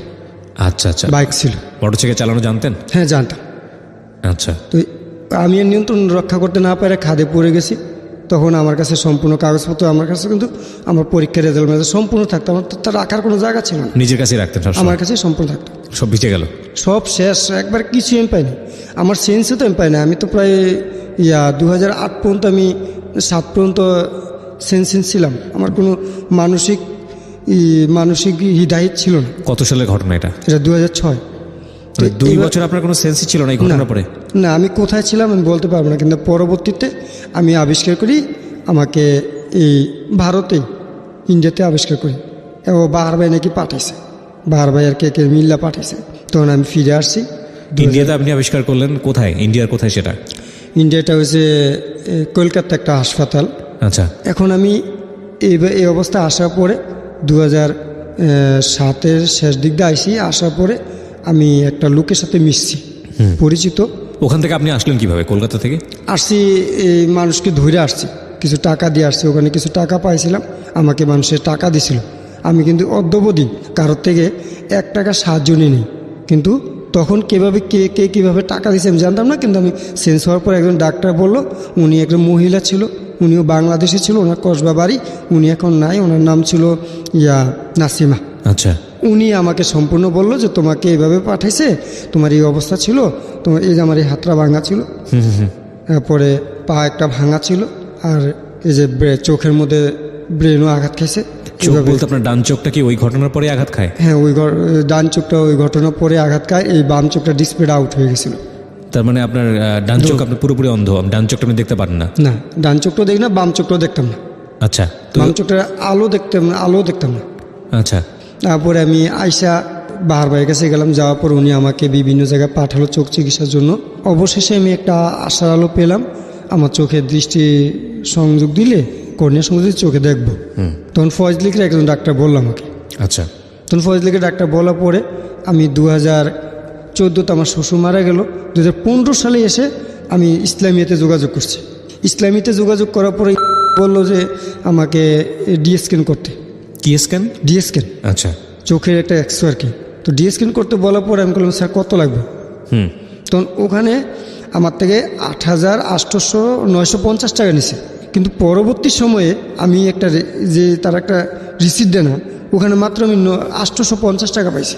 আচ্ছা, এরপরে এখান থেকে আমি এই অবস্থা দেখে আমি আমার এই টাকাটা মারলো, তখন আমি গেছি জাতীয় চক্ষু বিজ্ঞান ইনস্টিটিউটে। ওকে, জাতীয় চক্ষু বিজ্ঞান ইনস্টিটিউটে যাওয়ার পর সহকারী অধ্যাপক, ওনার নাম হচ্ছে কাদের সাহেব, উনি লেখা পাঠালেন সন্ধানীতে, বাবুপুরা। সন্ধানীতে পাঠানোর পরে সন্ধানীতে যাওয়ার পরে ওখানে টাকা জমা দিলাম। টাকা জমা দেওয়ার পরে ওখানে প্রায় ঘুরতেছি, চোখ পাই না। 15/10/2016 ইন তারিখে আমার বাম চোখে একটা কর্নিয়া স্থাপন করা হয়। আচ্ছা, এই বাম চোখটা, হ্যাঁ আমি দেখতে পাচ্ছি, হ্যাঁ। কর্নিয়া স্থাপন করা হয়, কিন্তু ডাক্তার শীর্ষ রহমান সাহেব করছে, উনি খুব অনেস্ট ডাক্তার। উনি আমাকে অনেকটাই ভালো উপদেশ দিছে এবং বলছে একটা লেন্স লাগানো লাগবে। বর্তমান অবস্থায় এমন আমি আছি, আমার কোনো অর্থ নাই, আমি আর্থিক আপনি সংকটে দেখতে পান বাম চোখ দিয়ে এখন? হ্যাঁ, এমনি দেখতে পেয়ে যে আপনাকে দেখি, কিন্তু বড়, বড় দেখতেছেন অনেক? অনেক বড়। আচ্ছা, অক্ষর দেখি না, অক্ষরও বুঝি না, অনেক বড় বড় দেখি, কিন্তু আমার সিলাইও কাটে না এখন টাকার জন্য। ওই হোন্ডার অ্যাক্সিডেন্টের কারণে আপনার এই অবস্থা? এই অবস্থা। এর মধ্যে আবার ওই চোখ চিকিৎসার সময় আমারও কিছু টাকা ছিল। এবার কারিতাস বাংলাদেশ থেকে 25,000 টাকা দিল, আকমো বাহাদুর বাহার ভাই দিল 11,000 টাকা, মতিন ভাই দিল 6,000 টাকা, সাবেক লমিন শাহ আব্দুল মতিন খুসরু। ঠিক আছে, হ্যাঁ। এইভাবে আমার চোখ চিকিৎসা মোটামুটি আগাইতেছে এখন যে এখন যে আমার চোখ লাগানোর পর আমার কামাই বন্ধ, ব্যবসা বন্ধ। কেন? কারণ আমি তো চোখের জন্য কোনো ব্যবসা করতে পারি আপনি না। কি কাজ করেন এখন? বই বেচতাম। ওই বই হকারি করতেন? হ্যাঁ, হকারি। আচ্ছা, আমি হকারি করতাম, এখনও হকার দিকে চিন্তা, কারণ আমার চাকরি তো হবে না, আমার পিছুদের কেউ নেই। আপনার পড়াশোনা বন্ধ হয়ে গেল? পড়াশোনা তো বন্ধ হয়ে গেল চোখের পরে, অ্যাক্সিডেন্টের পর পড়াশোনা শেষ। কোন সময়টায় পড়াশোনা বন্ধ? ইন্টারমিডিয়েটে পড়ছিলেন তখন না? এই যে ইন্টার এই মেয়েটাকে বাঁচানোর কারণে আপনার মূলত এই শেষ, ঘটনাটা আমার ঘটে। লাইফটাই শেষ। এই মেয়েটা এখন কোথায় আছে? আছে, উনি বললাম তো, ওনার নাম বলবো না। নাম বলা দরকার নেই, কিন্তু কোথায় কাজ করছেন উনি? উনি সেক্রেটারিতে কাজ করে। আচ্ছা, তো আপনাকে চিনে না কেন? আপনার কথা বলতে চায় না কেন? না, এমনি চিনে। উনি বলছে বিপদে পড়ছি, উদ্ধার করছেন। উনি আবার যারে মারছি সে তারই বিয়ে করছে, যার সাথে আমার কন্ট্যাক্ট হয়েছে তাকে বিয়ে করছে। হ্যাঁ, কিন্তু আমি জানি না, কিন্তু আমি আর এত কিছু প্রশ্ন করি না, কারণ আমার দায়িত্ব, আমার কর্তব্য যে আমি একজন নারীর ইজ্জত রক্ষা করছি, আমি একজন মুক্তিযোদ্ধার সন্তান হিসাবে, এটা আমার দায়িত্ব। আমি তার কাছে এখনও কোনো দাবি করি না, গেল ওর সাথে কোনো কথা বলতে চাই না, দেখা হলে কেমন আছো ভাই, এর দূরই শেষ। তারপরে এই চোখ চিকিৎসা করতে গিয়ে তো মানে অভাব অনুটানে পড়ে, যেখানে যাই ঋণ চাইতে সেখানে প্রতারিত হই। ঋণ চাই, আমি কারোর কাছে করোনা চাই না, আমি ঋণ চাইতে গেলে আমাকে ধমক দেয়, আমাকে দিতে চায় না। আমি ঋণের জন্য অনুরোধ করলে কয় তোমার ঘর নাই, বাড়ি নাই, বিটা নাই, তোমাকে কিসে ঋণ দেবো? এবার বলতে বলতে অনেক জায়গায় এইভাবে আমি প্রতারিত হচ্ছি। মানুষে এমন স্ত্রীও দেখতে পায় না, সন্তানদেরও মানুষ করতে পারতেছি না। সন্তানের বয়স কত? বড় ছেলেটা তো জন্ম নিয়েছে 2009-এ, এরপর চলতেছে। ছোটটা হয়েছে 2010। এরপর মেয়ে একটা। 3 ছেলে মেয়ে আপনার? এরা লেখাপড়া করতে? 3 ছেলে 1 মেয়ে। 3 ছেলে 1 মেয়ে। তো এরা লেখাপড়া করতে পারে? হ্যাঁ, লেখাপড়া করে। বড়টা ক্লাস 5-এ, ছোটটা ক্লাস 1-এ, আর ছোট মেয়েটাও ক্লাস 1-এ। এরপর ছোট্ট একটা বাচ্চা হয়েছে। পদ্ধতি করা সত্ত্বেও কীভাবে যেন হয়ে গেছে ভুলবশত। বুঝতে পেরেছি। তো এই যে মানে আপনার চলে কিভাবে? এই হকারি করে এখন চলে? না, এখন হকারি নেই। এখন কি করেন তাহলে? এখন ভাই কিচ্ছু করি না, এখন ধার খরচ করে চলি, আর বিভিন্ন জায়গায় আবেদন করি। আবেদন করলে যদি 2 টাকা পাই তো চলি, নাইলে নাই। আমার গত সেপ্টেম্বর মাস থেকে আমার ঘরে আটা বিহিত চাল আসে না। আটা ছাড়া আমার চাল জোড়াতে পারি না, আমার সন্তানদের আটা রুটি খাওয়াই পারি। আমি যে আজকে এখানে আসছি, আমার একটা রূপার চেন ছিল আমার গলায়, 14 আনি 4 তোলা 4 রত্ত ওজনের, 230 টাকা বিক্রি করতে এখানে আসছি। আপনার আসার ভাড়া ছিল না? না, ভাড়া ছিল না আমার। তখন এই গেস্টটাই কি সেই গেস্ট যে আমাদেরকে বলছিল যে প্রথম পর্যায়ে আসতে পারতেছে না, ভাড়া নেই? ওকে। সাফওয়ানকে আপনারা চিনবেন, ও আসলে আমার এই প্রোগ্রামের অ্যাসিস্ট্যান্ট হিসেবে কাজ করে, এবং ও আসলে আপনারা যে ফোনগুলো পাঠান এখানে, সেই ফোনগুলো থেকে ও বাছাই করে আসলে গেস্ট নির্বাচন করে, এবং স্টুডিওতে থাকে সবসময় আমার সঙ্গে। আচ্ছা, তো আজকে আপনি ওই চেন বিক্রি করে এখানে এসছেন? হ্যাঁ, 230 টাকা বিক্রি করছি, তারপর এখানে আসছি। প্রিয় শ্রোতা, খুব স্বল্প সময়ের জন্য গল্প এটা, এবং আমরা আরেকটা গেস্টকে আমন্ত্রণ জানানোর আগে, একটা বিরতিতে যাবার আগে এই পার্টটা এখানেই শেষ করতে চাই। যেই ভদ্রলোক এখানে এসেছেন, তার জীবনের যে ট্র্যাজেডি, সেটা ওনার বয়স বলছিল উনি 35 বছর ধরেই আছে, কিন্তু গল্পের যেই সময়সীমা সেটা 30 মিনিটেরও কম। খুব ছোট্ট করে আপনাদের জন্য তুলে ধরেছে। ওনার বলার ধরনটাই আসলে এরকম, এবং সে কারণে যতটুকু বলতে পেরেছে সেই জায়গাটা থেকে আমরা তার প্রতি রেসপেক্ট রাখতে চাই। এই মানুষটি এখন কোনো রুটি রুজি তো আপনি নাই, আপনি হকারি করতে পারেন না কেন? কি সমস্যা? চোখের জন্য পারি না। চোখের কি সমস্যা? চোখে ব্যথা করে, আবার বড় বড় দেখি না। আচ্ছা, বড় বড় গাড়িতে উঠতে গেলে ভয়। এখন একটা বাচ্চা ছাড়া চলতে পারি না, আজকে আমার ছোট বাচ্চা নিয়ে আসছি। তো এটা তো আপনার আরো খারাপ হয়ে গেল ভালো করতে গিয়ে। এখন আমি এই জন্যই আসছি। আমার চোখ ভালো করতে হলে এখন কি করতে হবে? এখন কিছু অর্থের দরকার। আমাকে আপনাদের মাধ্যমে কোনো মহৎ ব্যক্তি যদি থাকে, তাহলে আমাকে কিছু টাকা যদি ঋণ, পরিশোধযোগ্য ঋণ দেয়, তাও আমি নেব। আমি আমার চোখের চিকিৎসা করতে চাই, আমার বাচ্চার মানুষ করতে চাই। আমার বেশি টাকা প্রয়োজন নেই, আমার মাত্র লাখখানিক টাকা হইলে আমার চোখের চিকিৎসা হবে, ব্যবসা হবে। আমার ব্যবসাটা হবে। আমার একটা ব্যান একবার জরাজীর্ণ হয়ে গেছে, যেটা ব্যবসা করতাম ওটা জরাজীর্ণ হয়ে গেছে। আমার মাইক সেটটাও চুরি হয়ে গেছে, বিক্রি করে গেছে আমার জ্যাঠোসের ছেলে। আমার এর মধ্যে আমি এতটুকু দুর্বল হতাম না। আমার জ্যাঠোসের স্বামী আমার থেকে 10,000 টাকা নিয়েছিল গত 2015-তে চোখ অপারেশনের আগে, কিন্তু উনি আদৌ আমার টাকাটা দেয় না, বিভিন্ন অজুহাত বিভিন্নভাবে আমাকে হয়রানি করে চলছে। তাই আমি আপনাদের মাধ্যমে যে কোনো মহৎ ব্যক্তি, অনেক লাখ লাখ শ্রোতারা শুনেন, আমি আপনাদের দৃষ্টি আকর্ষণ করছি এই ঢাকা এফএমের মাধ্যমে। আমার মতো একজন অসহায় মুক্তিযোদ্ধার সন্তানের প্রতি দৃষ্টি দিয়ে আমাকে পারলে একটু সহযোগিতা করেন, করুণার দৃষ্টিতে নয়, সহানুভূতির দৃষ্টিতে। আমিও লেখাপড়া করছি, আমি করুণা চাইবে, করুণা নিয়ে বাঁচতে চাই না। আমাকে আর্টিস্টার্স বাংলাদেশ আমাকে বলছিল সহযোগিতা করবে, কিন্তু ওনাদের নির্দেশ অনুযায়ী আমি অনলাইনে অ্যাকাউন্ট করছি। পরবর্তী বলি যাব না, যেখানে আমি প্রতারিত হয়েছি, যেখানে আমার থেকে 8,950 টাকা নিয়ে মাত্র 900 টাকা রিসিট দেয়, সেই জায়গায় আমি যাব না। কারণ ওখানে আমার অপারেশন হয়নি, তো আমার অপারেশন হচ্ছে সন্ধানীতে। আপনার জীবনটা অত্যন্ত জটিল একটি জীবন, এটা বলতেই হবে। তবে অবশ্যই আপনি ফাইট করে চলেছেন, এটাই হচ্ছে বড় কথা। আমরা ভরসা রাখতে চাই মানুষের প্রতি। একটা কথা আছে, বিশ্বাস হারানো পাপ। আপনাকে যদি কেউ হেল্প করতে চায়, নিশ্চয়ই আমরা আপনার সঙ্গে যোগাযোগ করব।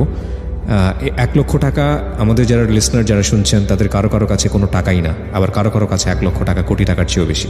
কিন্তু সৎ সাহস নিয়ে এগিয়ে এসে যদি আপনার পাশে কেউ দাঁড়ায়, যদি এমনও না হয় অর্থ না, কিন্তু অন্য কোনোভাবে আপনাকে সাহায্য করতে চাচ্ছে, যেটা আপনার জীবনের জন্য প্রয়োজন, সেটাও আপনার জন্য অনেক বড় কিছু। এবং সেই সাহায্যের দুয়ার আপনার জন্য খোলা রেখেই আমরা ছোট্ট একটা বিরতি নিতে চাই প্রিয় শ্রোতা।